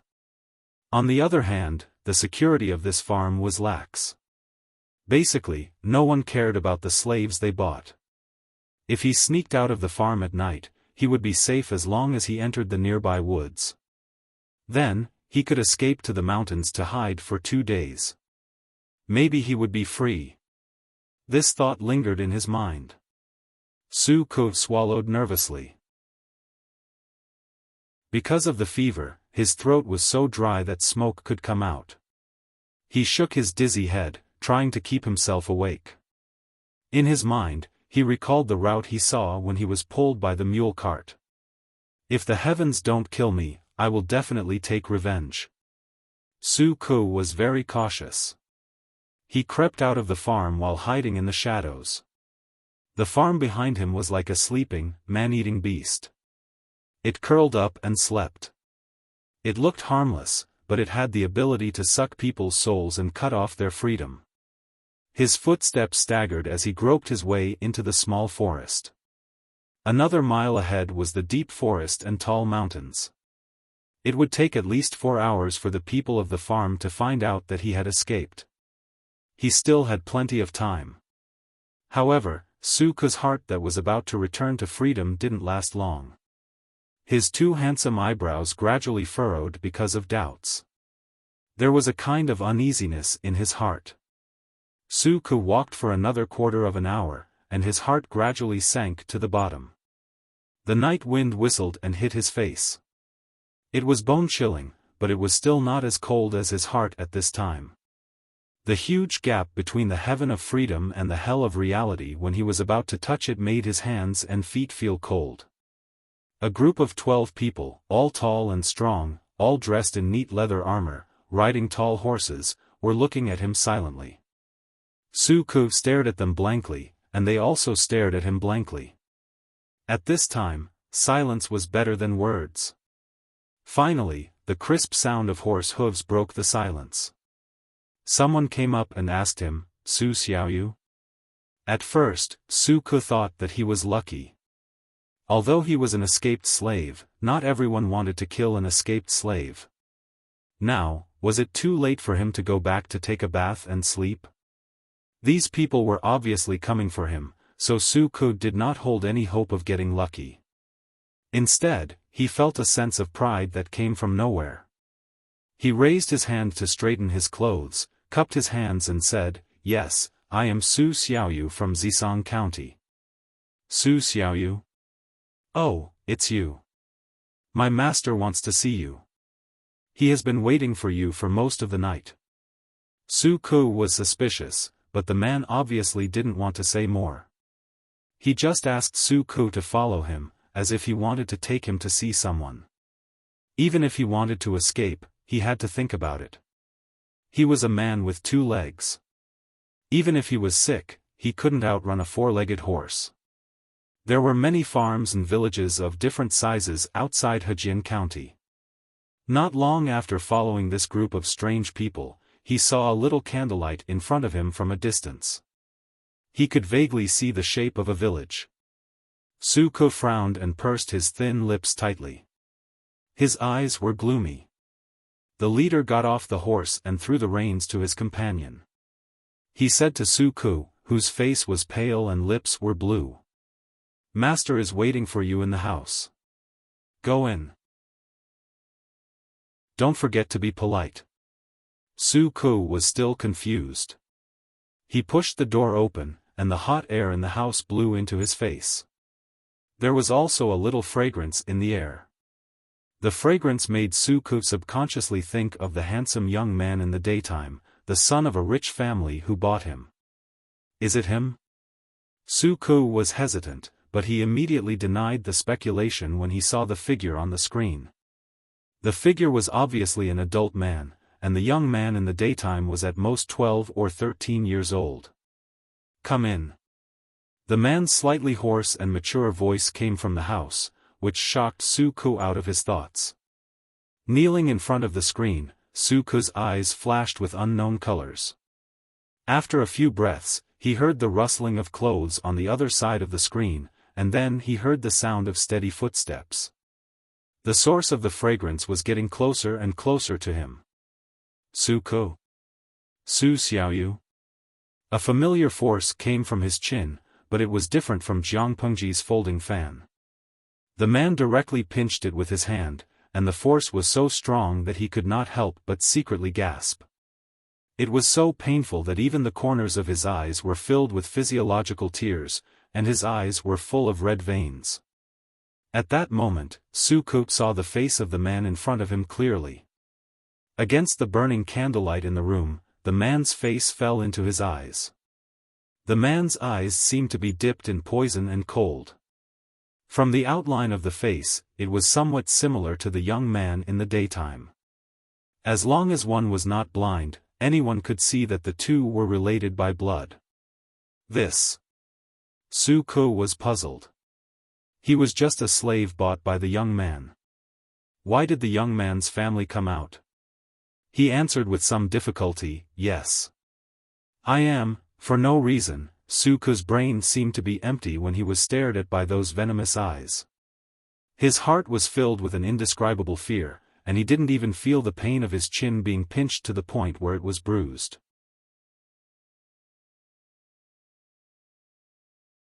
Chapter 60. After a good night's sleep, Takshu and Xuanmei helped Jiang Pengji dress and wash up. Second Lang Jun, the old housekeeper, sent a message last night saying that a servant escaped from the farm and was later caught. Takshu straightened her collar and then tied up her long hair.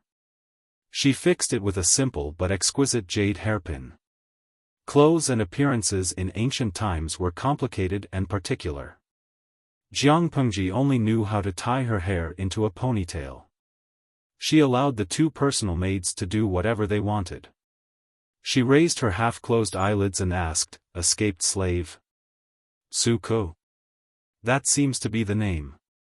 Now he is waiting for you outside the yard." Xuanmei echoed. She then criticized, "Second Lang Jun is gentle to his servants, unlike the other young masters. Lang Jun, you took him in. What else could he be unhappy about?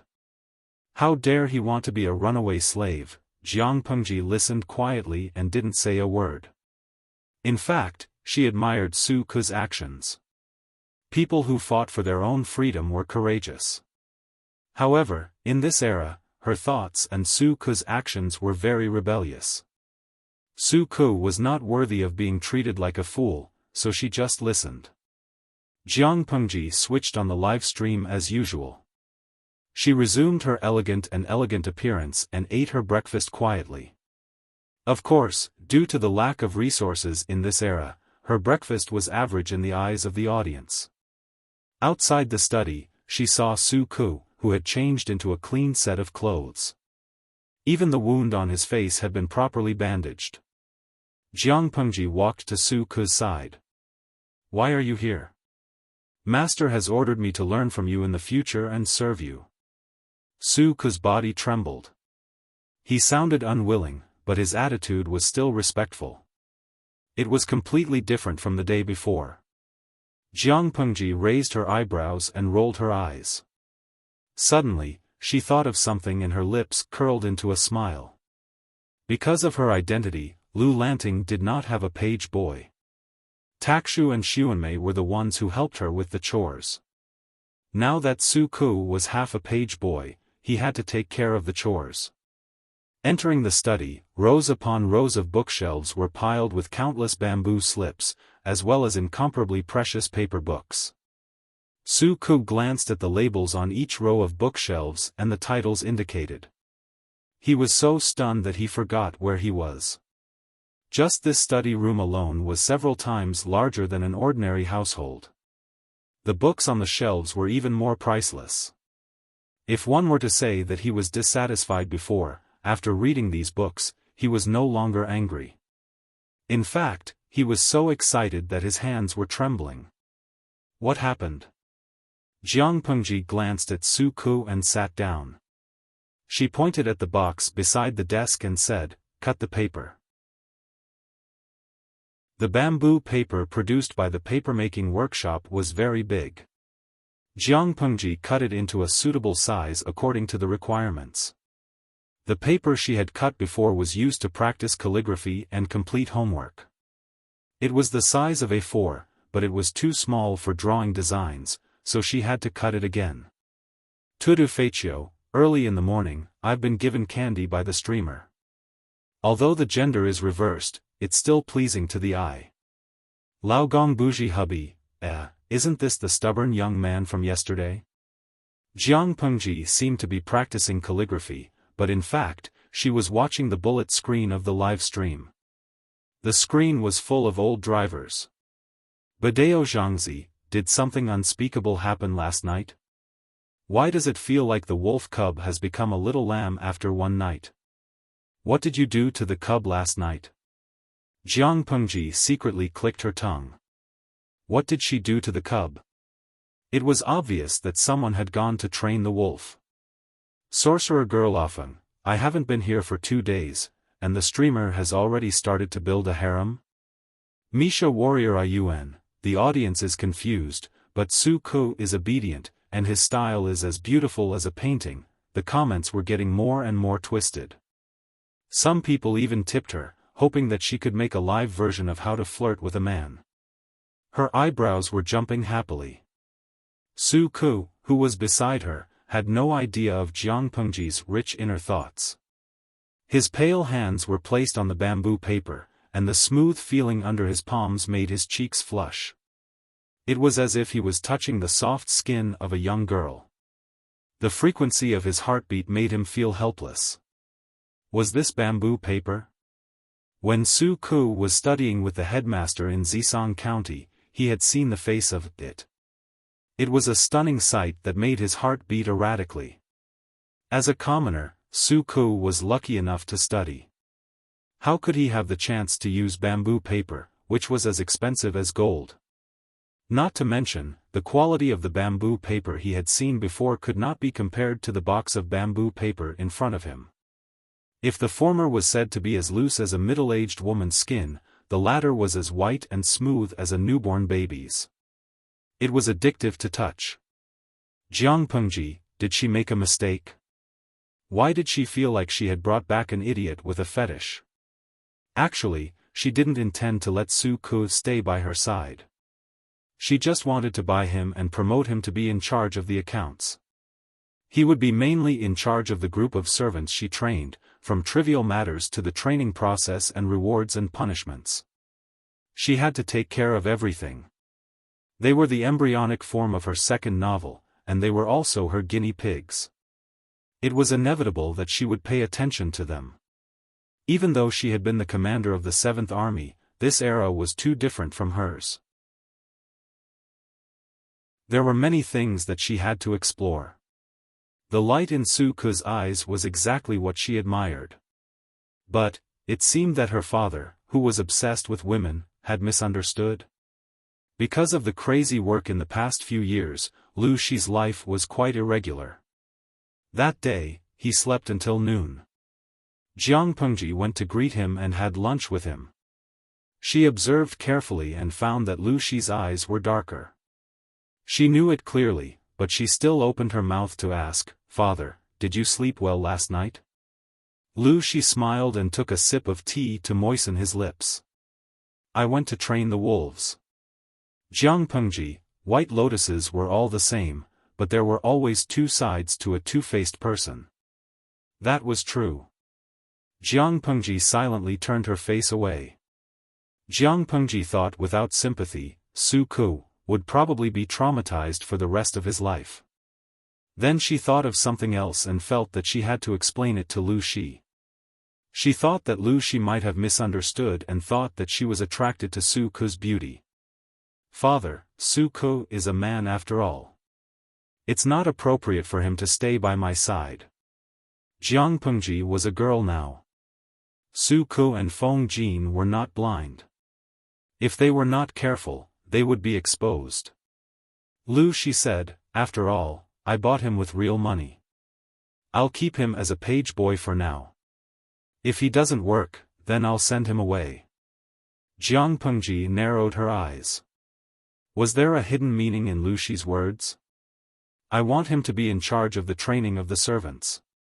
He can also be an accountant." Lu Shi looked up at her and frowned slightly. Then he said indifferently, "It's up to you." Chapter 61. To provide you with wonderful novels to read. Life in ancient times was actually quite boring. If Lu Shi hadn't given Jiang Pengji such a test, she would have been bored to death. In such a state of idleness, she began to particularly miss the days when she had to put her head on a belt. The system despised her. "I thought the host would regain the skills from your previous life and become a Vajra Barbie or something," Jiang Pengji said matter-of-factly. "This body is too weak to withstand that level of training, and it will make people around me suspicious. I have a thorough plan, and I need a reasonable time." Now is not the time. How could she forget the incident with the bandits in Hejin County? She didn't want to try the feeling of powerlessness a second time. But she also knew that the genes of this body were not good enough, and the overall quality was also not good enough.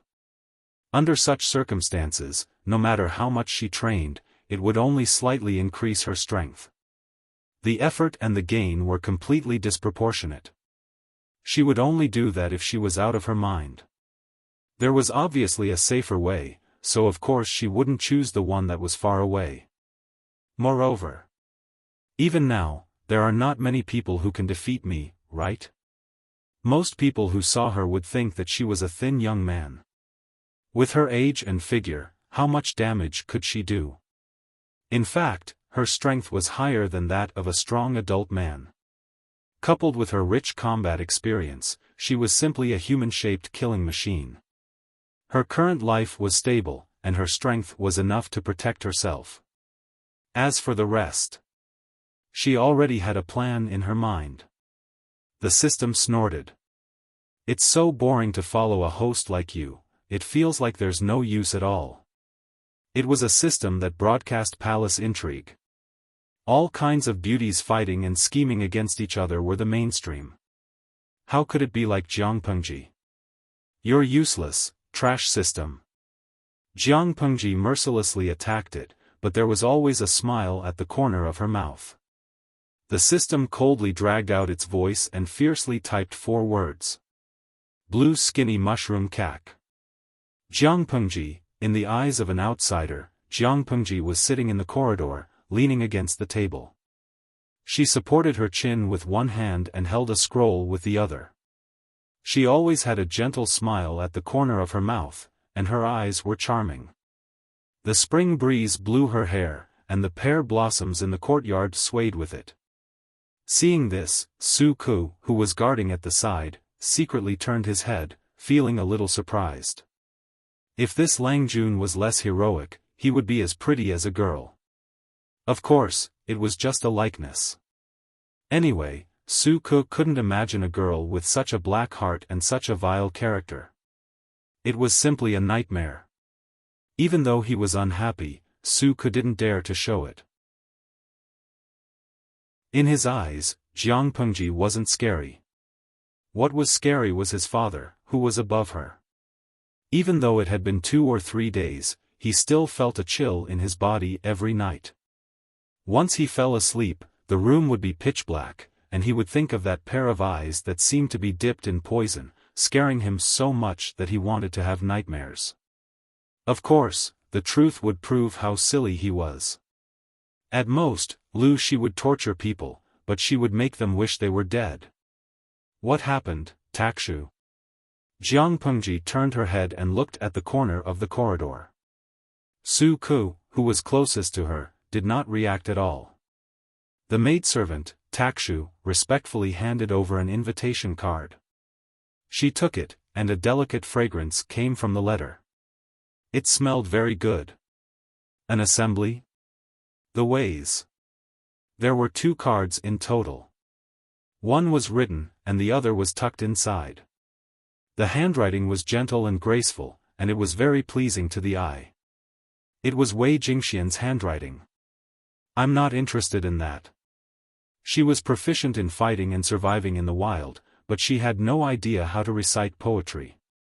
As a science monk who loved machinery, she was considered illiterate. Her motto was, if you're not convinced, come fight me. That was how hooligan she was. Even the former Lu Lanting was bad at poetry. She was often praised by the previous teachers as the work of a craftsman. Takshu was stunned. She didn't expect Jiang Pengji to reject her. She stood rooted to the ground. Xuanmei added awkwardly, but it's a personal invitation from Wei Nyangzi. If I reject it, I'm afraid, Wei Jingxian was his fiancée in name.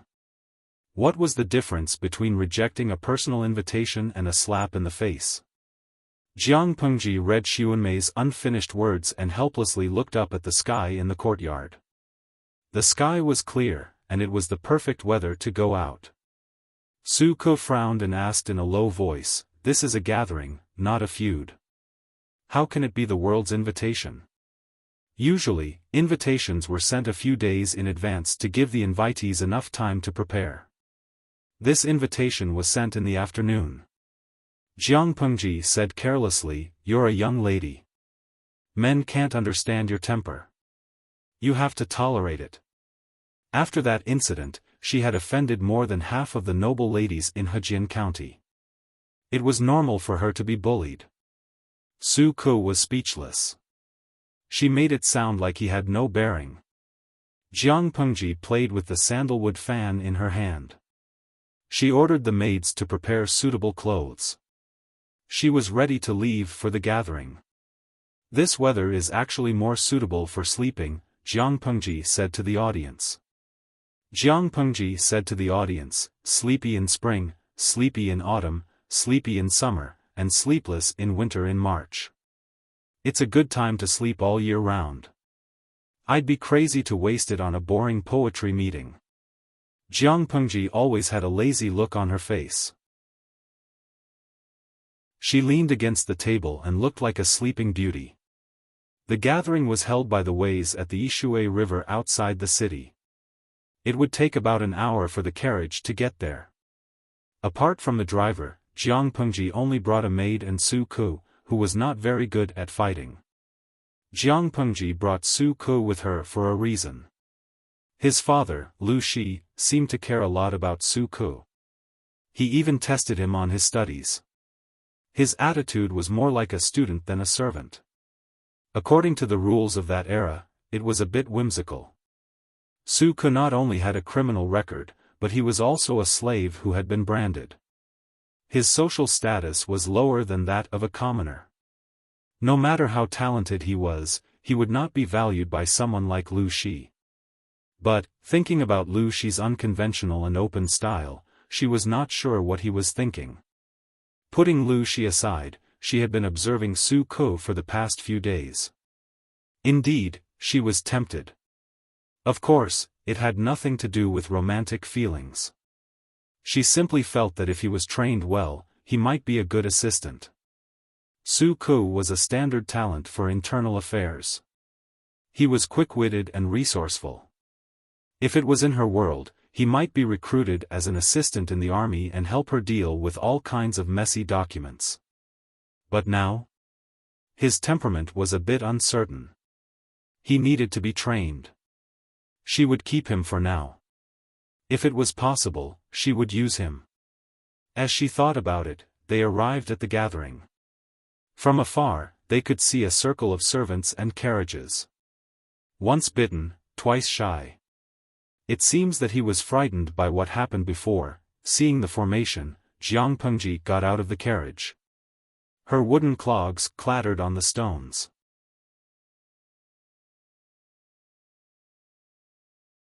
Chapter 62.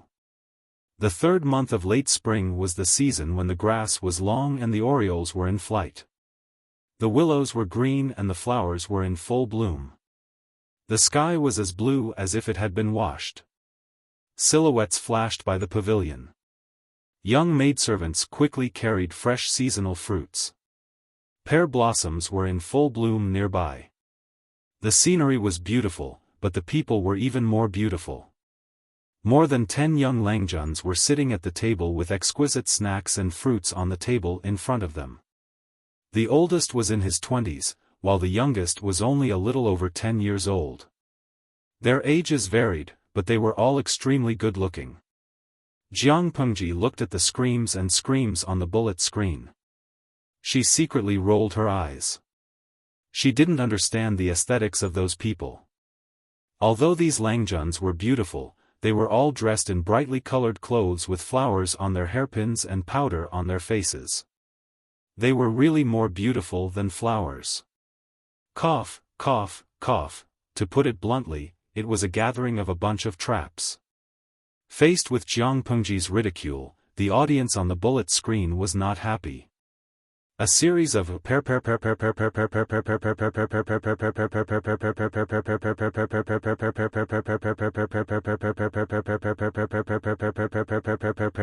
blocked her vision. Everyone had their own aesthetic standards. Jiang Pengji was speechless. Receive?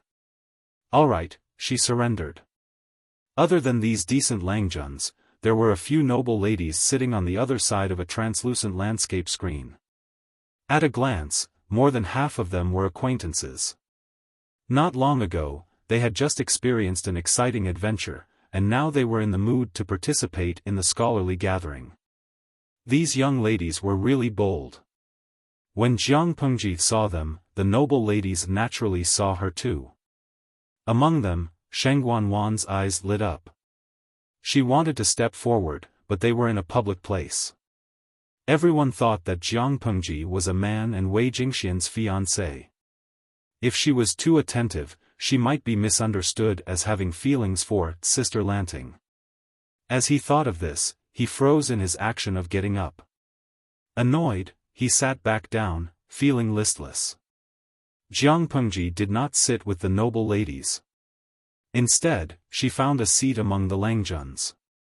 Su Ku and Takshu, the maid, sat on either side of her. She was a little late. The assembly had already begun a quarter of an hour ago. Everyone was very dissatisfied with her behavior of not even apologizing. However, they did not say it out loud and only silently expressed their disregard. Jiang Pengji did not care at all. She picked a fruit that was soaked in the well water and threw it into her mouth. A refreshing coolness spread throughout her body.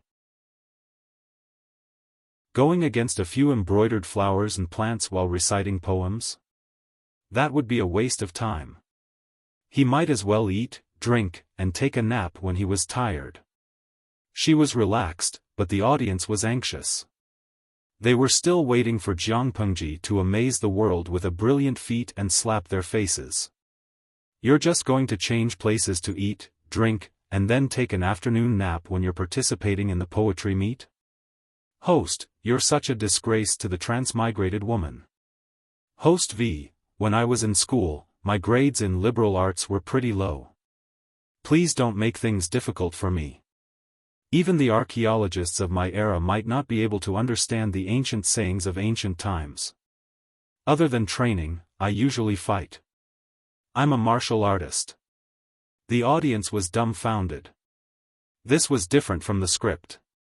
Lan Chui Yubuja, it's okay, host. We'll be your support. Baidu and Daddy Gu will help you. Sorceress Ah Feng, left hand is the Tang dynasty's third wave, right hand is the Song dynasty's Yuan Chu. Above you, you have Li Bai's support. Below you, you have Du Gong's support. Host, you're a great person standing on the shoulders of the giants of poetry and literature. Even if they're dwarves, you can beat them in seconds. You were just licking the screen half a minute ago, and now you're turning against me after licking the screen? Jiang Pengji was speechless as she read the comments. Turning against them was as easy as flipping a book. Misha Warrior Ah Yuan, my mouse is already on the Baidu search interface. I'll search for all the poems you want. Jiang Pengji began to reflect upon herself as she looked at the audience who were not afraid of making things worse. Had she been too quiet these past few days? How could she make the audience forget about her previous brutality? Host V, as the saying goes, there's no first in literature and no second in martial arts. One poem can't win them over. If you cheat, you'll be exposed in minutes. Even if you make an amazing poem, they won't let it go. What should I do next? Moreover, the mainstream of this era was not about quatrains or songs. It was useless to copy them mechanically. Perhaps in other eras, being exposed for plagiarism or impersonation was not a big deal, but in this era where literature prevailed, it was tantamount to seeking death. It would also implicate the whole clan. Even if one was from a noble family, once such a thing happened, one's entire life would be ruined. Since it was so clear, the audience who had been following the stream for the past few days became much more clear-headed and stopped making a fuss. Sigh, it was so boring without a poem segment. They'd better continue licking the screen in silence. Jiang Pengji did not have the time to celebrate the rare moment of peace. She heard someone call her name and subconsciously turned her head to look. What's the matter? The other party choked. Anyone who was not blind could see how absent-minded Jiang Pengji was just now. Due to the chaos of the 16 kingdoms and the unification of the Xia kingdom, women were not restricted to the boudoir. Even now, the 5 kingdoms were divided into Xia, and the social atmosphere was biased towards men's rights. Women were slowly restrained by various rules, but for now, it was not too strict. A gathering like this was basically equivalent to a blind date for young men and women of the right age.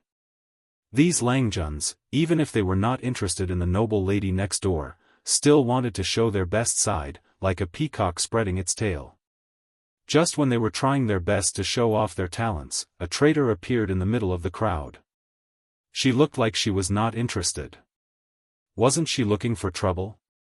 When the Langjuan's face was about to turn red, the audience who were watching the gathering reminded Jiang Pengji on the bullet screen. She then looked slow and said, "I'm not good at poetry. I'm afraid I'm going to spoil everyone's mood." She rejected me so directly. The atmosphere was slightly awkward. At that moment, a clear voice came from the side, like pearls falling on a jade plate. There was a hint of a smile in the voice. "Lanting is really mischievous. If it wasn't for the gathering, it would be extremely difficult to see you." Feng Jin walked out from under the pear tree. His skin was like snow, his face was like jade, and his eyes were like dots of paint. His phoenix eyes were long and narrow, and the ends of his eyes were slightly raised. He was not old, but his charm was already beginning to form.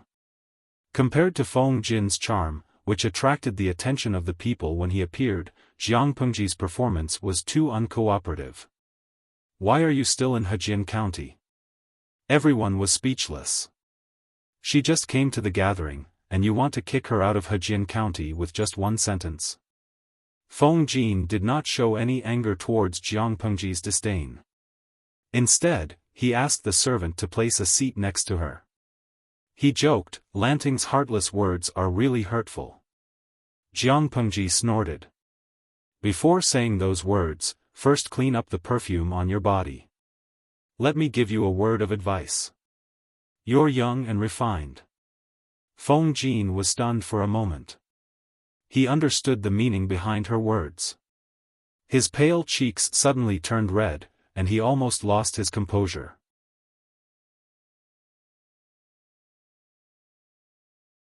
Chapter 63. Young and Refined? Lan Chuiyu Buja, hey, young man, young and refined. Masturbation is bad for your health. Badeo Zhangzi, what do you mean by young and refined? I don't understand anything. Tudu Feichio, hey, I'm so embarrassed that I'm turning yellow. Feng Jin blushed and said in a low voice, "Lanting, don't slander me. When did I ever do such a thing?" Jiang Pengji looked down on him even more. "If you don't do such a thing, do you want to see a famous doctor?" Feng Jin was speechless. Was this the legendary yellow mud that fell into one's pants? Even if it wasn't shit, it was still shit? Who said one had to look for girls in a brothel? Couldn't he just listen to the music and watch the beauties dance? It seemed like nothing good ever happened when he saw Jiang Pengji. Feng Jin took a sip of tea to calm himself down. At that moment, he noticed Su Ku, who was sitting behind Jiang Pengji, and asked, "This is?" Jiang Pengji said, "My new page boy. He's arrogant, but he has some skills. Maybe he'll be of great use in the future." Feng Jin was surprised. "I can't believe I heard such high praise from Lanting. He must be extraordinary." He had seen Jiang Pengji's mouth, but he didn't know how her eyes worked. It seemed that no one could hide from her. Su Ku was valued by her, which meant that he wasn't weak. That made the young and energetic boy want to compete with him. Love go small talk net ku for a moment. Feng Jin had forgotten something important. Lu Lanting was a girl. Jiang Pengji glanced at him and said as she ate her tea, "No matter how extraordinary he is, he's still my accountant." To be honest, the tea in this era was very different from the tea she had imagined. There were many spices added to it, and the taste was hard to describe. Strangely enough, the more she drank, the more she got used to the taste. It was terrifying. "Lanting, you don't play with words?" Feng Jin smiled and nodded at the Langjuns. He whispered to her. Jiang Pengji raised her eyebrows. It has never been my style to attack the enemy's strong points with my weak points. Feng Jin thought about what she was good at and silently face-bombed. She shouldn't have come to a place like this, okay? There are also activities like horse riding and archery at the assembly. You can show your skills there. Feng Jin comforted her. Even he, who was in Shangyang, had heard of Lu Shi, the gifted scholar of Hejin County. Lu Lanting, as his son, was illiterate and had no knowledge of poetry. This was completely unexpected. However, everyone had their own strengths and weaknesses. Just because the father was brilliant did not mean that the child had to be a master of the literary world. Oh. Jiang Pengji glanced at the Langjuns, who looked like peacocks spreading their feathers, and laughed disdainfully. I heard that in spring, the male animals like to show off their strong bodies and extraordinary abilities to the females.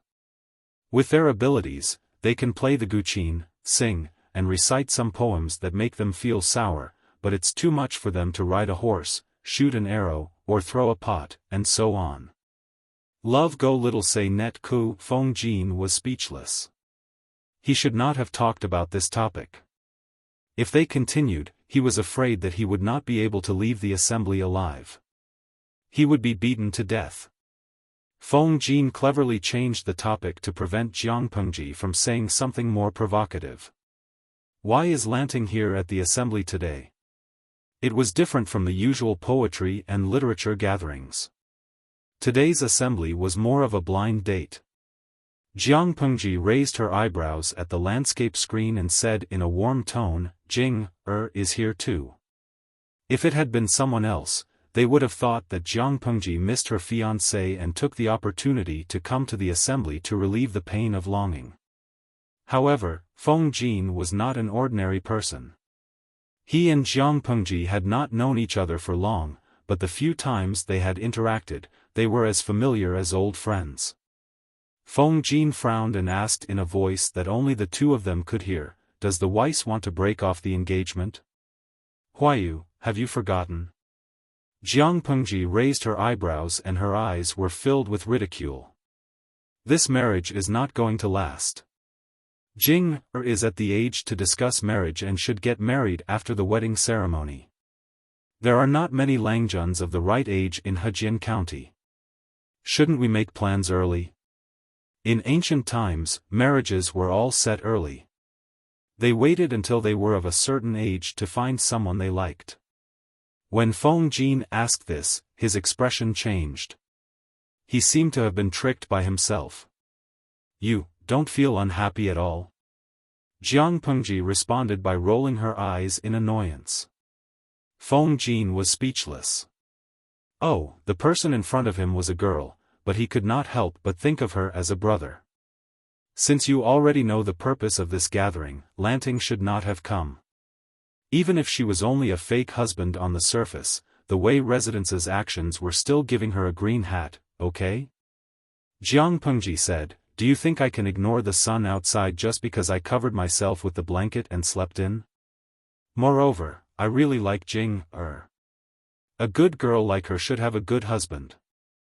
I came to see what kind of a Langjun the Weiss are interested in and help Jing judge him. No matter what the Weiss were like, Wei Jingxian was indeed innocent. Under the circumstances where there was no conflict, love for beautiful women was above everything else. Then what did you see? Feng Jin did not like to gossip behind people's backs, but he was saying it in front of them. Jiang Pengji was not Feng Jin. She had no qualms. While she was drinking tea, she looked at one person. A real idiot. The fragrant powder on him came from different maids. There are probably 3 of them. One of the maids is pregnant. She's around 5 months pregnant. Feng Jin could listen carefully at first, but after a while, he felt that his worldview was broken. This one is even worse. He is lusting after his brother's wife. I guess he had many romantic dreams last night. That one likes men and is cold to women. If she marries him, she will probably be a widow, Jiang Pengji gossiped with Feng Jin in a low voice. As for the one in pink with flowers on his hairpin, he is addicted to sex and has a tendency to abuse women. TSK, what a beautiful face, but he is filthy on the inside. Whoever marries him will be unlucky. As for the one in green, he is considered loyal, but sometimes he is a little muddle-headed.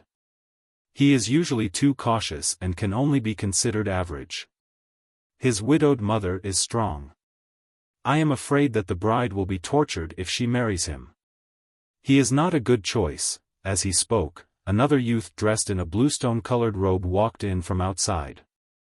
His grace was not inferior to Feng Jin, who was beside him. Feng Jin suddenly laughed. Lanting, look at that one. What does he look like? At first glance, he looks all right. Unfortunately, he is not a good man.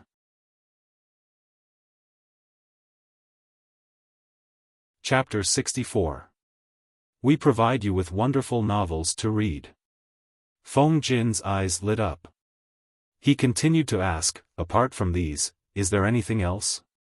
Jiang Pengji sneered. He came from the same brothel as you. How could you not know? He was hugging left and right, and one of them was feeding him snacks in his arms. What a carefree life. To put it bluntly, we fought for a few rounds. We had to wash up before we rushed over. Feng Jin's pale face turned red again. He felt even more awkward and uncomfortable than before. Why did he hate Lu Lanting so much? He knew Lu Lanting was ruthless, but he still wanted to be bullied. Jiang Pengji glanced at the Langjuns who were still chatting and talking about poetry. No matter how beautiful they were just a pile of weak bones in her eyes. They were so weak that it was disgusting. Jiang Pengji threw the teacup on the floor. Boring. Takshu, Su Ku, follow me. She stood up and walked past Wuma Jun. She did not see the awkward expression on his face. From afar, Wuma Jun had seen Feng Jin chatting happily with a handsome young Langjun. He wanted to come over and talk, but he did not expect Feng Jin to stand up and leave with a cold face. The change in attitude was so drastic that the suspicious Wuma Jun could not help but overthink. Feng Jin smiled and shook his head. He was helping Jiang Pengji out. Lanting is not good at poetry. Looks like he's annoyed. Wuma Jun sat down. The unhappiness in his heart dissipated a little, but he still minded. Who is that Langjun? He had left the others behind and went to the noble lady. They seemed to be chatting happily. Wuma Jun felt that such a person would not amount to much. Feng Jin smiled and introduced him as if he did not see the dissatisfaction in Wuma Jun's eyes. Lu Zhongqing, the second Langjun of Lu County chief's family. In all of Dongqing, Lu Shi from Hejian County was the only person called Lu Zhongqing who was also the county chief. Of course, the title, County Chief Lu, would have to be changed in the near future. Wuma Jun's expression was much more relaxed, and there was even a hint of enthusiasm. Although Lu Shi was not in the imperial court and his official position was not prominent, no one in the imperial court dared to ignore him. Not everyone had the ability to bring a barren county back to life and make it prosperous. That county's annual tax revenue was comparable to that of 2 states, and it was also a major grain-producing county in Dongqing. Wuma Jun was still suspicious. So it's the Langjun of County Chief Lu. But why did he leave just now? Lanting loves martial arts and seems to be interested in chivalry. He is very impatient with poems and songs. How could he be interested? Feng Jin was still gentle and seemed a little helpless. She's only 12 years old now. She's young and impetuous. Let her be. Wuma Jun knew Feng Jin well. Feng Jin liked to talk about things that were difficult to understand, and Lu Lanting was probably angered because of this. Thinking that he had found a reason, he finally revealed a gentle smile and said, Huayu, since Lu Langjun doesn't like to talk about those things, why don't you just change it? Why make him leave in anger? It is said that County Chief Lu loves his son as much as his own life, and he is the General Evaluation Officer this year. Aren't you afraid? There was an evaluation every 3 years. Although Lu Shi was only a county governor, his status was even comparable to that of a governor. He was specially promoted for this year's evaluation. If they offended Lu Shi at this time, they might get their heads blown off. Feng Jin said carelessly, County Chief Lu is an honest and upright person. Why would he care about the conflicts of a child's family?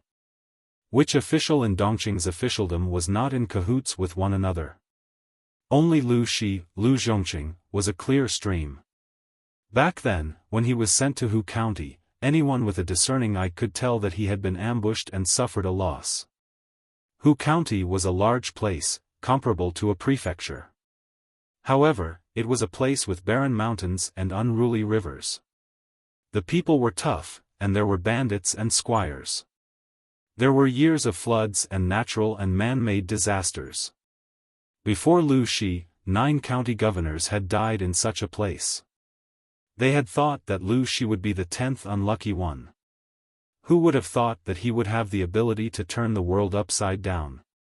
Even though Hu County was still a county, it was as prosperous as the other rich prefectures in Dongqing. The food it produced had alleviated the disasters in the 2 neighboring prefectures and stabilized Dongqing's decline. Who in the court dared to say that they did not know about Lu Shi? Jiang Pengji did not know that her strange father was so cunning. She had another problem on her mind. Could anyone come here and pull Shengguan away from this sticky candy? She kept saying that Brother Lanting did not care about Wan, and she kept saying that Brother Lanting did not love Wan, She made it sound as if she had committed a heinous crime. Then what do you want? Jiang Pengji felt that she was stupid. Why did she come here? She might as well choke Feng Jin to death. Teach Wan how to ride a horse. I want a big horse, not a pony. Wan pouted as she begged. Her braids swayed back and forth. You're so hard to please. How are you going to ride a horse with that outfit? Jiang Pengji face-bombed, but she accepted Shengguan Wan's kindness. Despite her young age, she was a smart girl.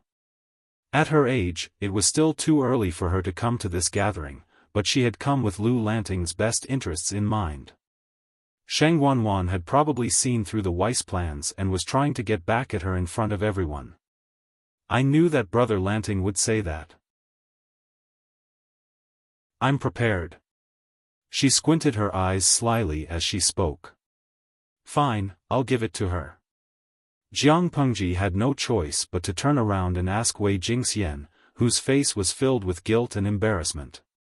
Jing, do you want to go? Wei Jingxian's exquisitely made-up face turned pale. She shook her head. Shengguan Wan walked in front.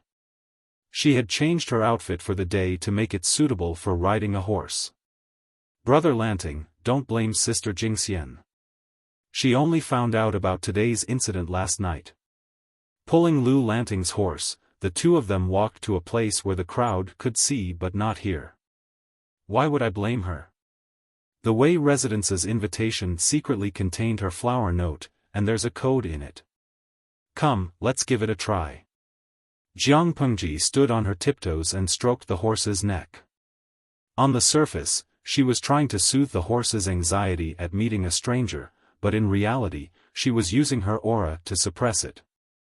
It had dared to kick its hooves before, but now, it would not dare to throw a tantrum. Both Lu Lanting and Shengguan Wan were little children, but the horse was a pure-blooded northern borderline stallion. Its height alone was several heads taller than the two of them. But now, the legendary wild horse was as obedient as a lamb. It's too high. I can't get up, Shengguan Wan tried a few times, but she could not even step into the stirrup. Her face scrunched up.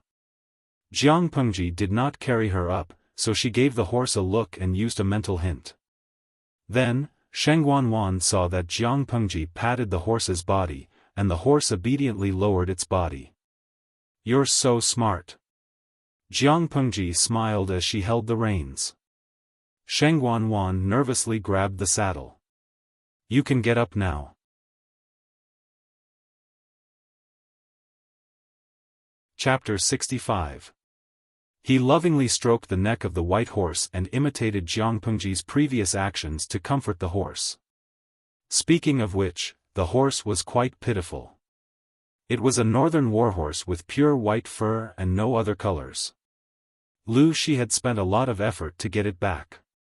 However, it followed a lousy master and became a horse to pull a carriage. It almost became a common horse. Sheng Wanwan sighed. "But I think Sister Jingxian and Brother Lanting are really a good match. It was wrong to enter the path of decay at such a young age." The corner of Jiang Pengji's eye twitched. "You're playing dumb again. Brother Lanting died young. Sister Lanting is in front of you." Sheng Wanwan teased, "If I call you sister in front of others, would you dare to agree?" At that moment, Jiang Pengji realized that the style of the bullet screen had changed again, and it was a meme she could not understand at all. "Badeo President, Wild Monkey, do you dare to answer me if I call you?" "Lan Chue Yubuja, Wild Monkey, do you dare to answer me when I call you?" "Cafeteria Daffin Auntie, Stupid Monkey, do you dare to answer me when I call you?"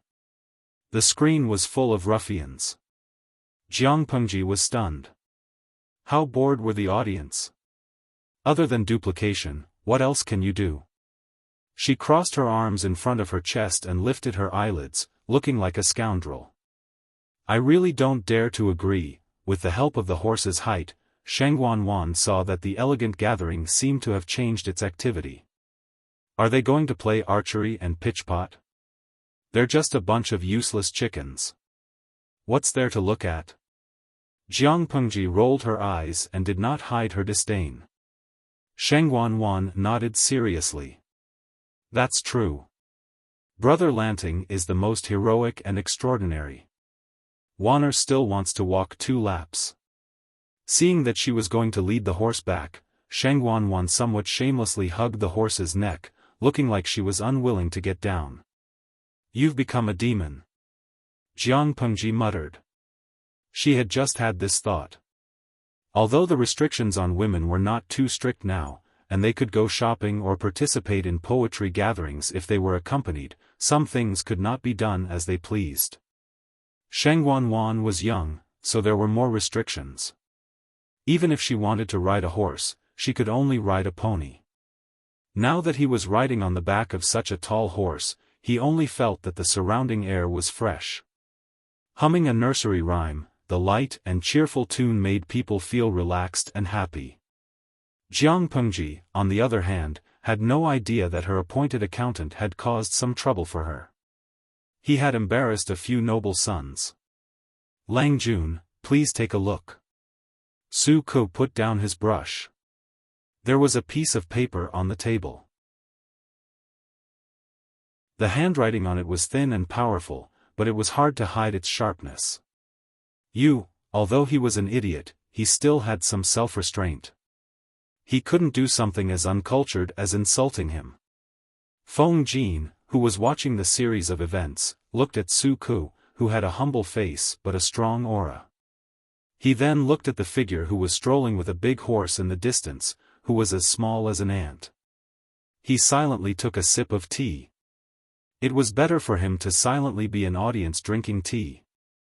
How did things develop to such a state of mutual hostility? It all started when Sheng Wanwan pestered Jiang Pengji to walk the horse. It was not convenient for Su Ke and Takshu to follow her, so they stayed at the assembly. It seemed that some of the guests had been informed of the true purpose of the assembly by their family elders, and they were waiting to watch a good show. He thought that he would see the other party fuming with anger and embarrassment, but he didn't expect that she wouldn't care about others at all. When they asked her to play poetry, she shamelessly admitted that she was not good at it. When they asked her for other activities, she just looked at them with a dispirited and bored expression. They did not want to continue pestering her, and naturally, they could not watch the good show that they had been waiting for. With such an impenetrable face, they really couldn't do anything to the other party. Then, when they looked away, she brought the daughter of the Shangguan family to walk the horse. The monk could run, but the temple could not to mention that her manservant and servant girl were still there. Lang Jun, who had been unintentionally choked by Jiang Pengji, mocked her in a low voice. His words were vague, but those who knew understood. Su Ku was not one of them, but he was smart. When he heard those words, he felt that it was not right. Then, someone mocked Jiang Pengji for not knowing literature and had failed to live up to Lu Shi's reputation. How could a noble family produce an illiterate? It would have been fine if that was all, but they felt that it was not enough, so they took it out on Su Ku. They could not humiliate the master, but it was the same to humiliate the servant. Takshu was a servant girl. Although Jiang Pengji had called them idiots, they had always been good at pretending, so Takshu would not be implicated. So, they were slapped in the face. That was how it happened. They challenged Su Ku to discuss poetry, but each time they competed, they were slapped in the face, and it hurt more than the last. Feng Jin could not bear to look at it, so he turned his face away. He did not dare to look at the tragic scene. Su Ku was not born in a good family.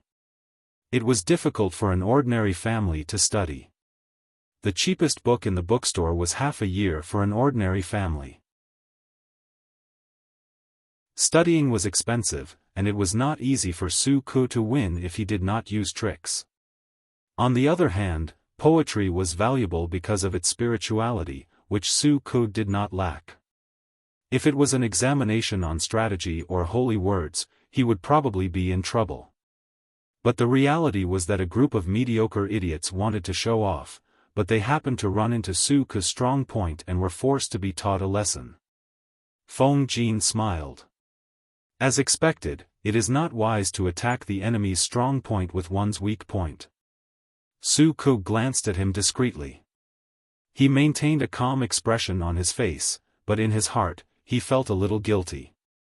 On the other side, Wuma Jun smiled and tried to smooth things over, but his bias was very obvious. Lang Jun, why bother with a lowly servant? It was just a coincidence. Su Ku's eyes darkened, and he quietly clenched his fists. But he could not continue to be competitive in this situation. Otherwise, he would be humiliated and beaten to death, and no one would say anything. So what if he was talented? His identity could crush people to death. Seeing that Su Ku was about to lose, Feng Jin smiled and suggested, governing a country and family is not something that can be solved with 1 or 2 poems. Lang Jun, why do you care so much? It's okay to lose by 1.5 feet. It's just to kill time. Now that spring is just right, talking about poems is too boring. What do you guys think about horse racing and throwing pots? The fish are fat, and fishing by the river is also fun. Feng Jin gently said to Su Ku, go down and ask Lanting if he is interested in playing. Wuma Jun turned his head and looked at Feng Jin with an inexplicable expression. Wait. Just when Feng Jin was about to relax, he heard his Lang Jun, who was dressed in pink, suggest with a smile, this Lang Jun is right. It's just that. I guess you guys have played with ordinary throwing pots and shooting arrows too many times and are tired of it. Why don't we try something new? I heard that the people of the northern borderline are tough. They often make the slaves have something on their heads and use it as a target. Hearing this, Feng Jin suddenly clenched his fists in his sleeves and warned, oh. It's just to kill time. Why don't we let him try?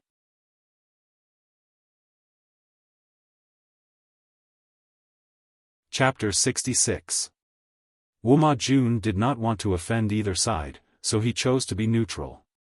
Feng Jin was furious. The Lang Jun took a strange fruit from the table. It was slightly bigger than an adult's fist. Su Ku's eyes widened. He held the fruit in his hands, not expecting things to turn out this way. Feng Jin put down his gentle facade and said coldly, "There are women here. If I miss, won't I be disturbing them?" The Lang Jun was aggressive. Etiquette, music, archery, strategy, mathematics, and calligraphy are the 6 skills of a gentleman. They are the foundation of a gentleman's life. They are the key to righteousness, cultivation, family, governance, and peace. All of us here have been learning since young. How could we not be able to control such a small arrow? After that, he smiled again. He was young, but the corners of his mouth were curled up in a sinister smile. Thinking of Jiang Pengji's judgment of the man in pink, Feng Jin could not help but admire her ability to judge people. He secretly took a deep breath and maintained a calm expression on his face. "Lang Jun, have you forgotten that this is Lanting's page boy, a servant of the Lu residence? How can you deal with her people without authorization? This is not what a gentleman should do. Please reconsider." Lu Lanting had slaughtered a bunch of bandits. How could he be a good person? Rather than saying that he was protecting Su Ku, it was more accurate to say that he was preventing a farce from happening. Moreover, he could not understand why someone would want to cause trouble for Lu Lanting at this juncture. Did they not know that Lu Lanting's father was the general evaluation officer and could decide the future of many young scholars with one word? The Lang Jun snorted. "If anything happens to this lowly servant, I'll just compensate Lu Lanting 10 times. Bring me the bow and arrows." Lu Lanting comes from a scholarly family. His upbringing is strict. He won't ask for justice for a lowly servant. Su Ku's face was originally filled with anger, but now he was so angry that his hands were trembling. These people did not know about the people's livelihood and only knew how to enjoy themselves. They had no regard for human life. They were young, but they were ruthless. The Lang Jun heard the Langjuan's proud voice. "The limit is 50 steps. Tell him to stand still. Remember not to tremble. Otherwise, he'll miss." There were a lot of servants guarding the assembly, and a layer of white cloth was wrapped around the assembly to block the wind and the prying eyes of others. Wei Jingxian heard the commotion next door. Puzzled, she called a maid over to ask what was going on. Wan Xiao sat to the side and frowned. "It's a gathering today. Why is this happening instead of talking about poetry?" The noblewoman who did not know the truth chuckled. "I heard that Zheng Langjun has been interested in Jingxian for a long time." If Wei Jingxian had been teased like this before, she would have glared at her angrily. But now, for some reason, she was a little absent-minded. Wan Xiao nudged her a few times before she came back to her senses. She looked absent-minded. Wan Xiao's dissatisfaction.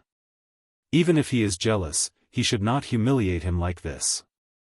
It was one thing to lose to Zheng Langjun in poetry, but now he was humiliated and attacked him. His behavior was unsightly. After thinking for a while, she summoned her maidservant and whispered a few words to her, telling Lu Lanting to clean up the mess herself. Wei Jingxian looked at Wan Xiao with gratitude, which made Wan Xiao feel strange. Wan Xiao could not help but frown at the strange atmosphere in the gathering. Elsewhere, Jiang Pengji was still holding the reins and walking the horse. A group of spectators inexplicably started to address her as eldest senior brother and Shengwan Wan as the lowly version of her master. She had no idea what she had done to provoke these people. She felt like a group of lunatics getting high on themselves. The generation gap was indeed insurmountable. Huh? What is it now? Jiang Pengji looked up. Does this little girl still want to walk the horse? Her wooden clogs were about to be worn out by the pebbles. Shengwan Wan was uncertain. Brother Lanting, there seems to be someone running over here and waving at me. Waving? Jiang Pengji frowned. She was displeased. Let me see, she said to Shengwan Wan. She leaped onto the horse's back, which scared Sheng Wan so much that she almost screamed. "Hold on to the rope." The white horse, which had been walking quietly, suddenly raised its hooves and galloped away. "What's the matter?" Jiang Pengji controlled the reins and the horse stopped precisely in front of the strange maid. The maid bowed and saluted, then said, "This servant's wife ordered this servant to inform Lang Jun to return quickly." "Who knows what happened?" Jiang Pengji muttered. Jiang Pengji mumbled. At that moment, Sheng Wan, who was in Jiang Pengji's arms, looked around. She made a sound of surprise and pointed at an empty space in the assembly. "Brother Lanting, look over there. Why does the target look like a person?" "Target? Like a person?" Jiang Pengji frowned and looked in the direction Sheng Wan was pointing. Sheng Wan did not see the expression on Jiang Pengji's face. She waited for a long time but did not hear a response. "Brother Lanting?" After a long time, a slightly evil voice came from behind. "Wan, do you want to play archery?" Jiang Pengji curled her lips and a hint of anger flashed in her eyes. Was he trying to bully me? Without waiting for Sheng Wan's reply, Jiang Pengji took the bow and arrow from the horse's back.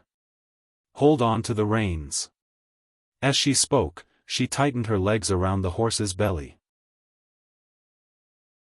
The originally docile white horse suddenly quivered and galloped toward the assembly. Jiang Pengji calmly took out an arrow from the quiver and drew the bow to a full moon. One had to know that this bow was a strong bow that weighed 1 stone. In this era, 1 stone was equivalent to 50 kilograms. Some adult men might be able to easily draw a bow that weighed 1 stone, but for a 12-year-old boy or girl to do it, it was a bit scary.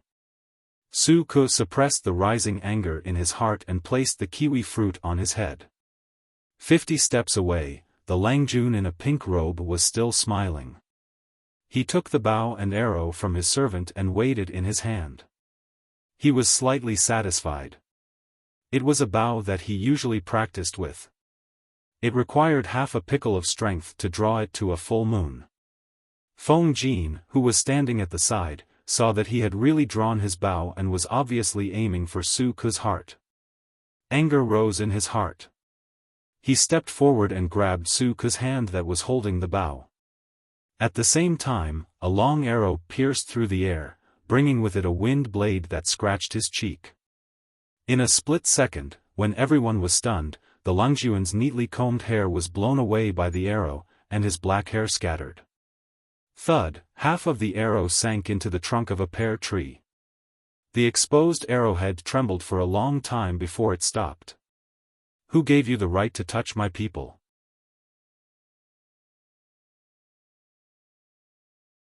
Chapter 67.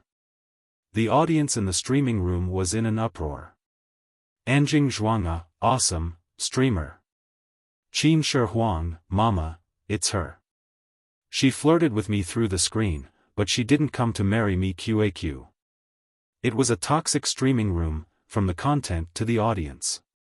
Fortunately, Jiang Pengji wasn't affected by it. The horse's hooves clattered, and a flash of white galloped over the wall of guards. It landed precisely in front of the Lang Jun in pink.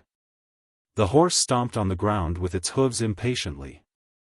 It puffed out hot air, turned its head, and pounced on the Langjuan's face. The horse stomped on the ground with its hooves in annoyance. It puffed out hot air, turned its head, and pounced on the Langjuan's face. When he saw who it was, he realized it was Jiang Pengji. Her face was still full of anger. The Lang Jun raised his hand to touch his hair. His scalp hurt, and his face darkened. He waved his sleeves angrily, gritted his teeth, and asked, "Lu Shi, are you trying to kill someone?" "Kill someone?" Jiang Pengji narrowed her eyes. She held the bow in one hand and held Sheng Wan in the other. She sneered. "That's not right. Why would I kill my own kind? I only saw that you didn't ask or tell me, and you humiliated me. If that's the case, it's impolite not to reciprocate. Riding on the horse, Jiang Pengji could completely look down on the Langjun in pink, who looked too gentle. She was rebellious, and her aura was fierce and oppressive. For a moment, no one dared to look up at her. If it wasn't for the strange atmosphere, Feng Jin would have laughed out loud. What did she mean by she wouldn't kill her own kind? In other words, wasn't she scolding others for not being human? Feng Jin heaved a sigh of relief. He released the Langjuan's hand and came out to smooth things over. He couldn't let her make things worse. However, Jiang Pengji obviously didn't want to accept his kindness. She jumped off the horse and patted its body. The horse walked leisurely and elegantly to the side. Sheng Wanwan finally came back to her senses. Her face was still flushed with excitement. Zheng, I remember you're going to participate in the assessment this year, right? Jiang Pengji pulled out an arrow from her quiver. She held the arrow with one hand and pointed the sharp arrowhead steadily at the Langjuan's delicate face. What do you think will happen if I draw the arrow? Jiang Pengji asked. What do you think will happen? Everyone's expression changed drastically. Was this a sign that they were preparing to make a move? On the other hand, compared to the tense atmosphere in the stadium, the viewers in the live stream seemed to be more relaxed and eager to learn. Pretty girl warrior Ayuan, what the hell is a zero? Sorcerer girl Ah Feng, it's similar to our ancient imperial examination system. I feel like the two have similar meanings. Very pretty girl, why do I get so excited when I see the streamer about to bully the teenagers? Bully? Abuse? She was overthinking things. She just wanted to threaten him to disfigure his face. Feng Jin's heart skipped a beat, but he didn't dare to stop her at this time. He was afraid that she would ruin his face with a shake of her hand. Dongqing's officialdom was inherited from the previous dynasty, the Xia kingdom. There were as many rules as there were hairs on a cow. There were thousands of them, but the more famous ones were, those who were born as slaves, those who were physically unfit, those who were disfigured, and those who were unfilial were not allowed to become officials. You dare to do this? Zheng Bin's face turned pale. He took 2 steps back. His cowardly behavior made him even angrier. Why don't you try and you'll know if I dare or not? Jiang Pengji's eyes were cold. Zheng Bin took a step back, and she took a step forward. Compared to Zheng Bin's weak steps, Jiang Pengji was firm and decisive. If you fight me fair and square, then you're still a man. But you humiliate my page boy when I'm not here and use such despicable methods. You're really regressing. Zheng Bin could almost feel the coldness of the arrow on his cheek. He swallowed nervously. His eyeballs kept rolling down, afraid that Jiang Pengji would accidentally cut his face. The assessment was imminent. If he couldn't participate because of the injury on his face, wouldn't he feel wronged? Lu Shi, what do you want? Zheng Bin was annoyed. He didn't know when Lu Shi, who everyone could bully, had become so troublesome. You like to practice archery on people's heads, don't you? Jiang Pengji suddenly raised a smile. Everyone had a bad feeling. Coincidentally, I like it too. You should have brought your page boy with you to the assembly today, right? We'll call it even. But to prevent people from criticizing me and thinking that I, Lu Shi, deliberately hurt people, I might as well change the rules. Feng Jin saw that she was going overboard. He couldn't help but say in a low voice, Lanting, he's going crazy. Don't you want your future? If today's incident spread to the assembly, she would be infamous for being cruel. I'm not crazy. 3 arrows per person. The first arrow will be 50 steps, the second 70 steps, and the third 100 steps. The target will be the fruit. What do you think? Jiang Pengji didn't even turn her head. Her lips were still curled up in a chilling smile. Her hand that was holding the arrow didn't even tremble in the slightest. Without waiting for Zheng Bin's reply, she shouted, "Su Ku, hold the fruit and stand still." Su Ku thought he could escape from the fate of being a human target. He didn't expect that it would be his Lang Jun who spoke. But he didn't hesitate for long. He put the fruit on his head and stood 50 steps away. Whoosh! Su Ku hadn't even seen when Jiang Pengji pulled the bow and shot the arrow. There was a muffled sound of the fruit piercing through his head. The exploding juice almost drenched his head. Before he could react to what had happened, he heard the capricious Lang Juan's voice again. 70 steps. Su Ku was speechless. Damn it, when did she aim just now? Because of this, Su Ku became bolder. He took a new fruit from the handmaiden and stood still after measuring 70 steps in front of everyone. Then, he shot another arrow and accurately hit the fruit on top of his head. He really underestimated his Lang Juan's archery. 100 steps. Keep going. The distance of 100 steps was too small for an ordinary person's eyesight. More importantly, the light bow that was usually used for practice couldn't shoot that far. If the wind impeded the arrow, it was possible that the arrow would fall to the ground.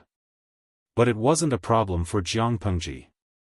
She could accurately aim even with her eyes closed. As for the bow, the one in her hand was already considered a heavy bow. As for the legendary person who could draw a 3-pickle bow, she could do it too if she had enough time. Feng Jin was obviously aware of these details. He looked a little worried. What do these people think the assembly is? If they want to win, they should go somewhere else. They don't want to spoil the fun. But why do I feel that Lu Shi is getting bolder? Some noble ladies who didn't know the truth thought Lu Shi was still the shy and introverted boy he used to be. Wan Xiao was older, and she looked more mature and steady. She wiped the tea stains from the corner of her mouth with a handkerchief and said with a faint smile, "She's bold because she's skilled. It's obvious that she wants to step on Zheng Bin and humiliate him. Jingxian, don't you think so?"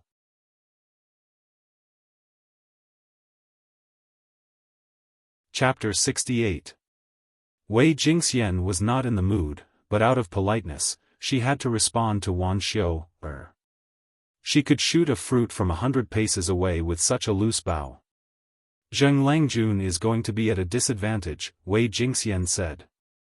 Wei Jingxian chimed in, "If she loses, she won't be able to get anything out of it.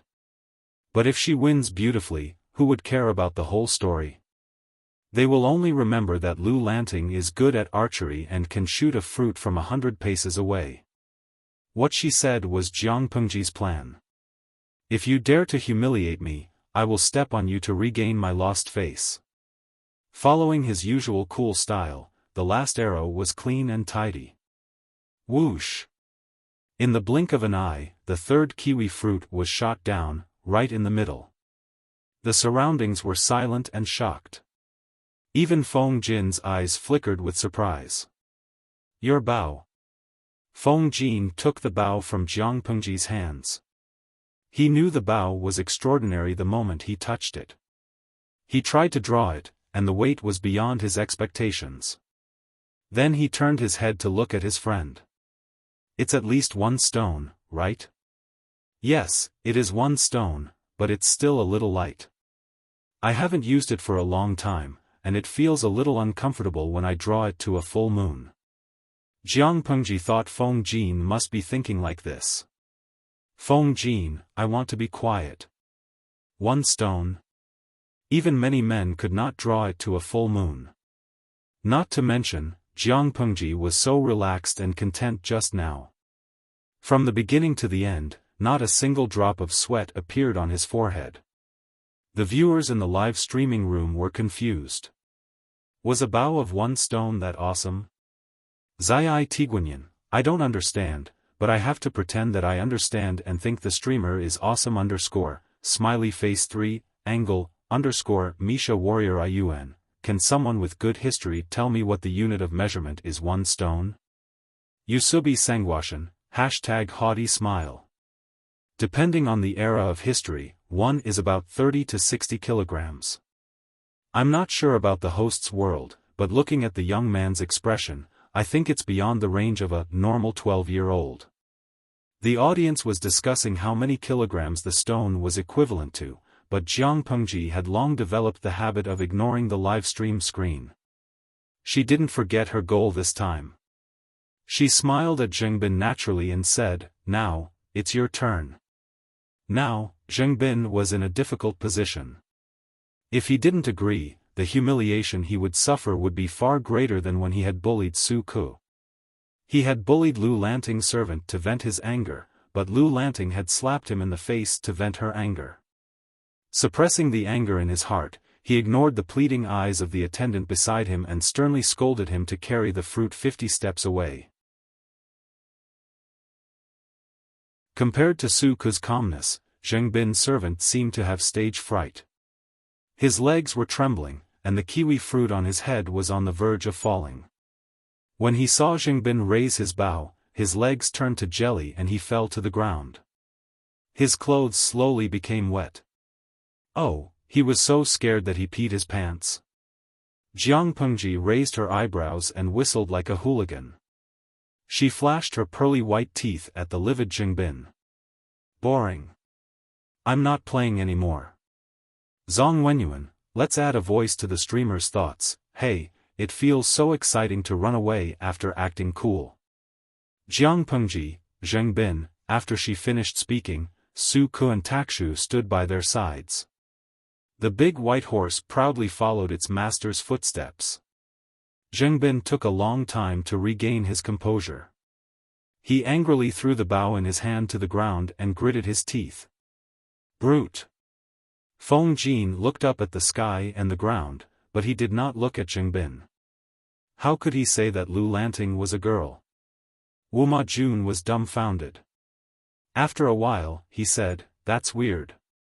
How did Lu Zhongqing raise such an unrestrained Lang Jun? How was he a gentleman? He was clearly a playboy. There are a lot of young and frivolous people nowadays. When she's older, she'll naturally change." Feng Jin's words had easily settled the matter. Although Lu Shi was unrestrained and unrestrained, this was also a kind of fashion, okay? In Shangyang City, the capital of Dongqing, this kind of craziness was very popular. Some Langjuns from the aristocratic families would even take off their clothes and run around in the wild. In comparison, Lu Lanting's behavior was very conservative and well-behaved. Sheng Wanwan had seen everything clearly from her horse. She did not like Zhengbin, and the scene just now was very satisfying. I didn't know that Brother Lanting had such a vengeful side. Sheng Wanwan could not climb down, so she let the white horse follow Jiang Pengji's footsteps. Vengeful? That's not right, Wan-er. Your Brother Lanting is an upright person. He doesn't hold grudges. Jiang Pengji said with a smile. To others, her words sounded extremely shameless. She was trying to put gold on her face. Unexpectedly, she added, because I always take revenge on the spot. Why would I need to remember it after the event? Jiang Pengji smiled and said. She helped Sheng Wanwan down from the horse. Help me tell Jingxian that none of the men here today are suitable for her. Wei Jingxian's family background was not low, so there was no need for her to put herself at a disadvantage when it came to marriage. As long as the conditions were met, she had the right to slowly choose. For women in ancient times, marriage was a lifelong thing, so they naturally had to be very careful. I understand. Sheng Wanwan reluctantly returned to the circle of noble ladies. I'll tell Sister Jingxian in private. The matter had not been exposed yet, so it was covered with a veil. Sheng Wanwan was young, but she was very clever. Jiang Pengji only had time to deal with Su Ku after the matter was settled. Her tone was not pleasant, and it was hard to tell whether she was happy or angry. I'll tell you when we get back. On the other hand, Wu Ma Jun was curious about Jiang Pengji. He looked at Jiang Pengji with a burning gaze. Although he's frivolous, he's a promising young man. Why don't you introduce him to me? Jiang Pengji raised her eyebrows when she saw Feng Jin bring someone over. Brother?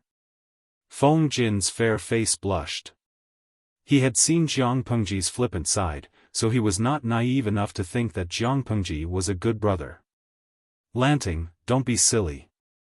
Have you forgotten about him? Didn't you see him in the bandit's lair? Bandit's lair? When did that happen? Wu Majun was at a loss. The corners of Jiang Pengji's lips curled into a smile. Oh. Now that you mention it, I have some impression. Wu Majun's eyelids twitched. He did not know what they were talking about. Yes. Fourth Langjun had a high fever and was in a coma. If you did not take him in, I'm afraid. Feng Jin's attitude was relaxed, as if he was talking about family matters. I wanted to introduce you two to each other, but I didn't expect things to be so busy that it took until now. Wu Majun's face froze. Did he just get a savior?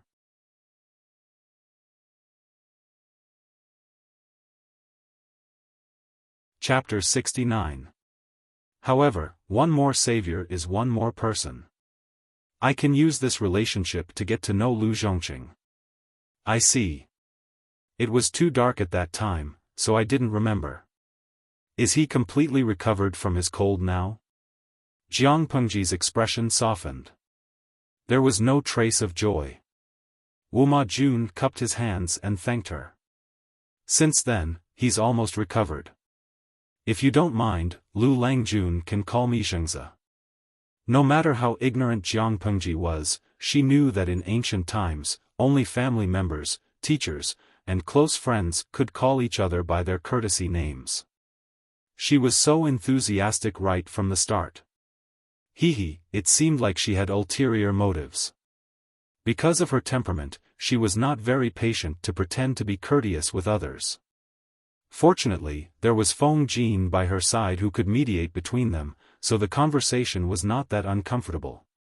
Putting aside some personal reasons, Wu Majun's temperament was actually quite to her liking. As he spoke, Wu Majun could not help but mention what had happened just now. That Zheng Langjun is not a kind person. You embarrassed him just now. Be careful that he will hold a grudge against you in the future and cause you trouble. It's better to avoid trouble. Lanting can completely suppress this matter just now. Jiang Pengji smiled disdainfully. I have something on him. If he holds a grudge, then so be it. I'm not afraid of him. Wu Majun was speechless. Didn't they say there will be an evaluation recently? If his reputation is tarnished or something happens to him, he might not be able to enter officialdom for the rest of his life. Love goes small show on net ku. Instead of hiding his fox tail, he came out to ask for a beating. There's no need to worry about this kind of brain. Hearing her words, Wu Majun could not help but feel suspicious. Did she really have something on Zheng Bin? The gathering ended on a sour note. Zheng Bin, who had suffered a great loss, waved his sleeves and left in a rage. The other Langjuns did not show off their talents or try to please the noble ladies. They were all absent-minded. After the gathering ended, Wei Jingxian twisted her handkerchief uneasily. She bit her red lips and asked, did she really say that? Sheng Wanwan giggled. Wan said that Brother Lanting isn't a reckless and unreasonable person. He treats Sister Jingxian so well, so he naturally hopes that you can find a good husband. The people at today's assembly, the birds and beasts in human clothing, they are all not good people. Wei Jingxian sighed while her beautiful brows knit together slightly, and she grumbled. If she was a man, then there wouldn't be so many problems. Previously, when he escaped from the bandits' lair and returned home, although his reputation was preserved, his parents still repeatedly questioned him, fearing that he had missed something and would be brought up again in the future. She couldn't help but ask her mother about Lu Shi's womanhood. Never in his wildest dreams would he have thought that his parents were insiders. Back then, the Lu residents had even come to return the token. It was only out of consideration for her reputation that they had delayed it to this day. As for today's gathering, Wei Jingxian had also expressed her opposition. After all, she and Lu Shi hadn't officially broken off their engagement. Wouldn't this put the entire Lu residents on the spot? Unfortunately, her voice was too weak, and her father had his own plans, so he didn't pay attention to her at all. Mrs. Wei's heart softened when she saw her daughter's sadness. She decided to reveal the truth to her daughter. You don't have to worry about this anymore. Your father told the Lu residents beforehand. No matter how foolish he is, he wouldn't offend Lu Zhongqing at this time. Jiang Pengji had not yet returned home, but the news of what she had done at the gathering had already spread. Just as she had expected, everyone's attention was focused on her archery skills. As for her arrogant behavior, it became a harmless embellishment. Lu Shi was sitting upright. There was a piece of bamboo paper in front of the table. He glanced at it and realized that it was Lu Lanting's birth and 8 characters. Did you have a good time at the gathering today? A father's tone suggested that he was watching a good show. Jiang Pengji complained, it was boring. A bunch of people had nothing to do, so they just sat there and mourned. Their good mood was ruined. Lu Shi almost burst out laughing. Lanting, you're right. This kind of gathering is not a place where you can have fun. It's just that you were too reckless about Jingbin. Fortunately, my son's archery skills are superb. Otherwise, he would have been at a disadvantage. Jiang Pengji sat down at the table in front of Lu Shi and smiled nonchalantly. Could it be that the brat dragged his entire family here to complain to father? As the saying goes, when you hit the young, the old comes. Could Jingbin have gone to his parents for help because he could not beat her? If he did, I would have thrown them out. Plus, they don't have the guts to come looking for trouble. Lu Shi shook his head. In fact, that was not what he was concerned about. I just want to tell you that it's easy to make enemies by humiliating people. If you don't have the confidence to kill them, you should learn to leave them some leeway. Leave them some leeway in life. It sounded like he was advising Jiang Pengji not to be so cruel in the future, but that was not what he meant. The premise of leaving them some leeway was that they did not have the confidence to kill them. If they did, they should be bold enough to make enemies. Lu Shi did not mind dealing with his daughter's aftermath. After all, he was good at it. But time waited for no man. He would grow old one day. Who would be able to help her then? She was still young and her temperament had not yet stabilized. Maybe she could turn things around. Of course I have something on him, Jiang Pengji said gently. Jiang Pengji said gently, I heard that Jingbin intends to enter the officialdom through the evaluation. However, the evaluation not only tests his filial piety, appearance, talent, and family background, but also his reputation. If his reputation is ruined, it will be difficult for him to recover.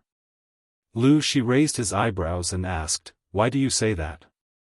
Jingbin looks like a decent person on the surface, but he has a penchant for flirting with women. He's also extremely violent. I bet he's beaten a lot of kids to death. Jiang Pengji smiled disdainfully. It's not a big deal, but it's not a small one either. If Jingbin had already entered the government, his reputation would be ruined and he would be impeached a few times. But he hasn't entered the government yet, and the evaluation is very strict on his reputation. She did not finish her sentence, but it was good that she knew what she meant. Lu Shi asked a question that he was curious about. How do you know that Jingbin has that kind of hobby? Jiang Pengji answered, I can tell if I'm not blind. Lu Shi rested his forehead on his hand. His eyes fell on the paper on the table. He suddenly asked, if that's the case, what do you see now? Father, you have the smell of incense burning on your body. I've only smelled it at Shangfua Temple because there's a special herb added to it. The clothes I'm wearing are from yesterday.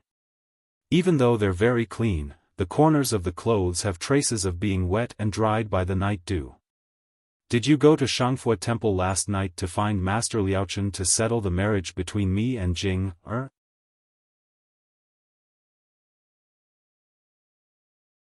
Chapter 70. Lu Shi listened quietly with a calm expression. It seemed that he had been mentally prepared for this situation. That's all right. What's next? Based on my speculation, it's just a trick. For example, Master Liaochen will tell me that I can't get married in the next few years, or else I'll be killed.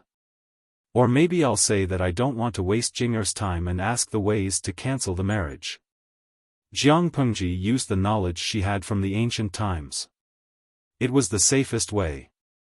In the ancient times, men could marry at a later age, but according to Dongqing's laws, if a woman did not marry at the age of 18, her family would have to pay double the tax. It was naturally impossible for the Wei clan to not be able to pay such a tax, but their reputation would be too bad and it would be very embarrassing. Lu Lanting could afford it, but Wei Jingxian could not. Master Liaochen was a capable man, and he had a high reputation among the nobles in Hejian County. He was a monk, and he never lied. The superstitious and ignorant people of the ancient times would believe his words. After all, they believed in ghosts and gods. Lu Shi listened carefully and said helplessly, "That's about it. There's not much of a discrepancy. But you have to know that I'm your father, and I won't guard against you. But what if someone knows about your ability and sets a trap for you?" His daughter was smarter, more confident, and more conceited than he had imagined. Conceited people often suffered. Jiang Pengji's eyes were bright, as if there were two clusters of fire burning in them. A one-sided suppression is too boring. Only an exchange of blows can make one's blood boil with excitement. Lu Shi was speechless. He did not expect Jiang Pengji to give him such an answer, but it was a reasonable one. What if one day I'm at a disadvantage? Jiang Pengji smiled. I'm looking forward to it. I'll think about it for the rest of my life. Lu Shi smiled bitterly. I've always wondered why Master Liaochen was so sure that you would become a sovereign in the future. After all, most women in the world are weak and gentle. But now that I think about it, it's not impossible. His daughter was even more manly than a man. Her style was completely different from the rest of the family. Jiang Pengji said, "It's better to spread the news of Master Liaochen's fortune-telling as soon as possible. I'm afraid that others will maliciously harm Jing, er." Lu Shi raised his eyelids, and there was an indescribable look in his eyes. If it wasn't for the fact that he was sure that the one who died that year was the second son of the first wife, he would have suspected that the one in front of him was the son based on what she had just said. You sure have tender feelings for the fairer sex. She openly admitted, being protective of the fairer sex is a virtue, and Jing deserves to be treated well. In a situation where there was no conflict, she had a high tolerance for women, especially beautiful and outstanding women. She had a high tolerance for them. Lu Shi was speechless. It was a pity that he wasn't a son. If that's what you're thinking, I'm afraid you'll be disappointed. Lu Shi said coldly, Madame Wei has other plans. Moreover, when a woman marries, her family background and her husband's appearance and talent are the most important criteria. As long as she doesn't marry into a lower class and humiliate her family, who cares about how she lives after marriage? There were too many aristocratic ladies who treated their husbands with respect as ice after they got married. The fresh and tender flowers gradually withered in the back of the house. It was because of this that Lu Shi had the audacity to let the daughter of the first wife pretend to be the son of the first wife under the pleading of his late wife. Even after so many years had passed, he still couldn't forget the scene of his wife holding their drowned son as she sat paralyzed by the pond in the courtyard. Her eyes were filled with desolation, as if she had lost her soul and had no attachment to this world. However, her eyes were filled with deep hatred. How could she not hate? Jiang Pengji frowned and asked in a low voice, which family does Madame Wei have her eyes on? Lu Shi asked in reply, at today's gathering. Can you guess who it is? Let her guess. Her guesses were all based on a certain amount of information. If she guessed based on such little information, it was very likely that she would be wrong. However, since Lu Shi had set the scope to that day's gathering, in an instant, all the Langjuns flashed through her mind one by one. Is it Wu Ma Jun? After a while, Jiang Pengji furrowed her brows and said with certainty, but he is not a good candidate. Compared to Wu Ma Jun, it was better to choose Feng Jin. At least Feng Jin was a genuine genius. Not to mention other things, he was a true gentleman. Even if they could not be affectionate after marriage, he would definitely give his wife the respect and understanding she deserved. At least such a man would not pretend that he did not see it and let other women bully his wife. Wu Ma Jun was different. In other words, his heart was higher than the sky, but his life was fragile.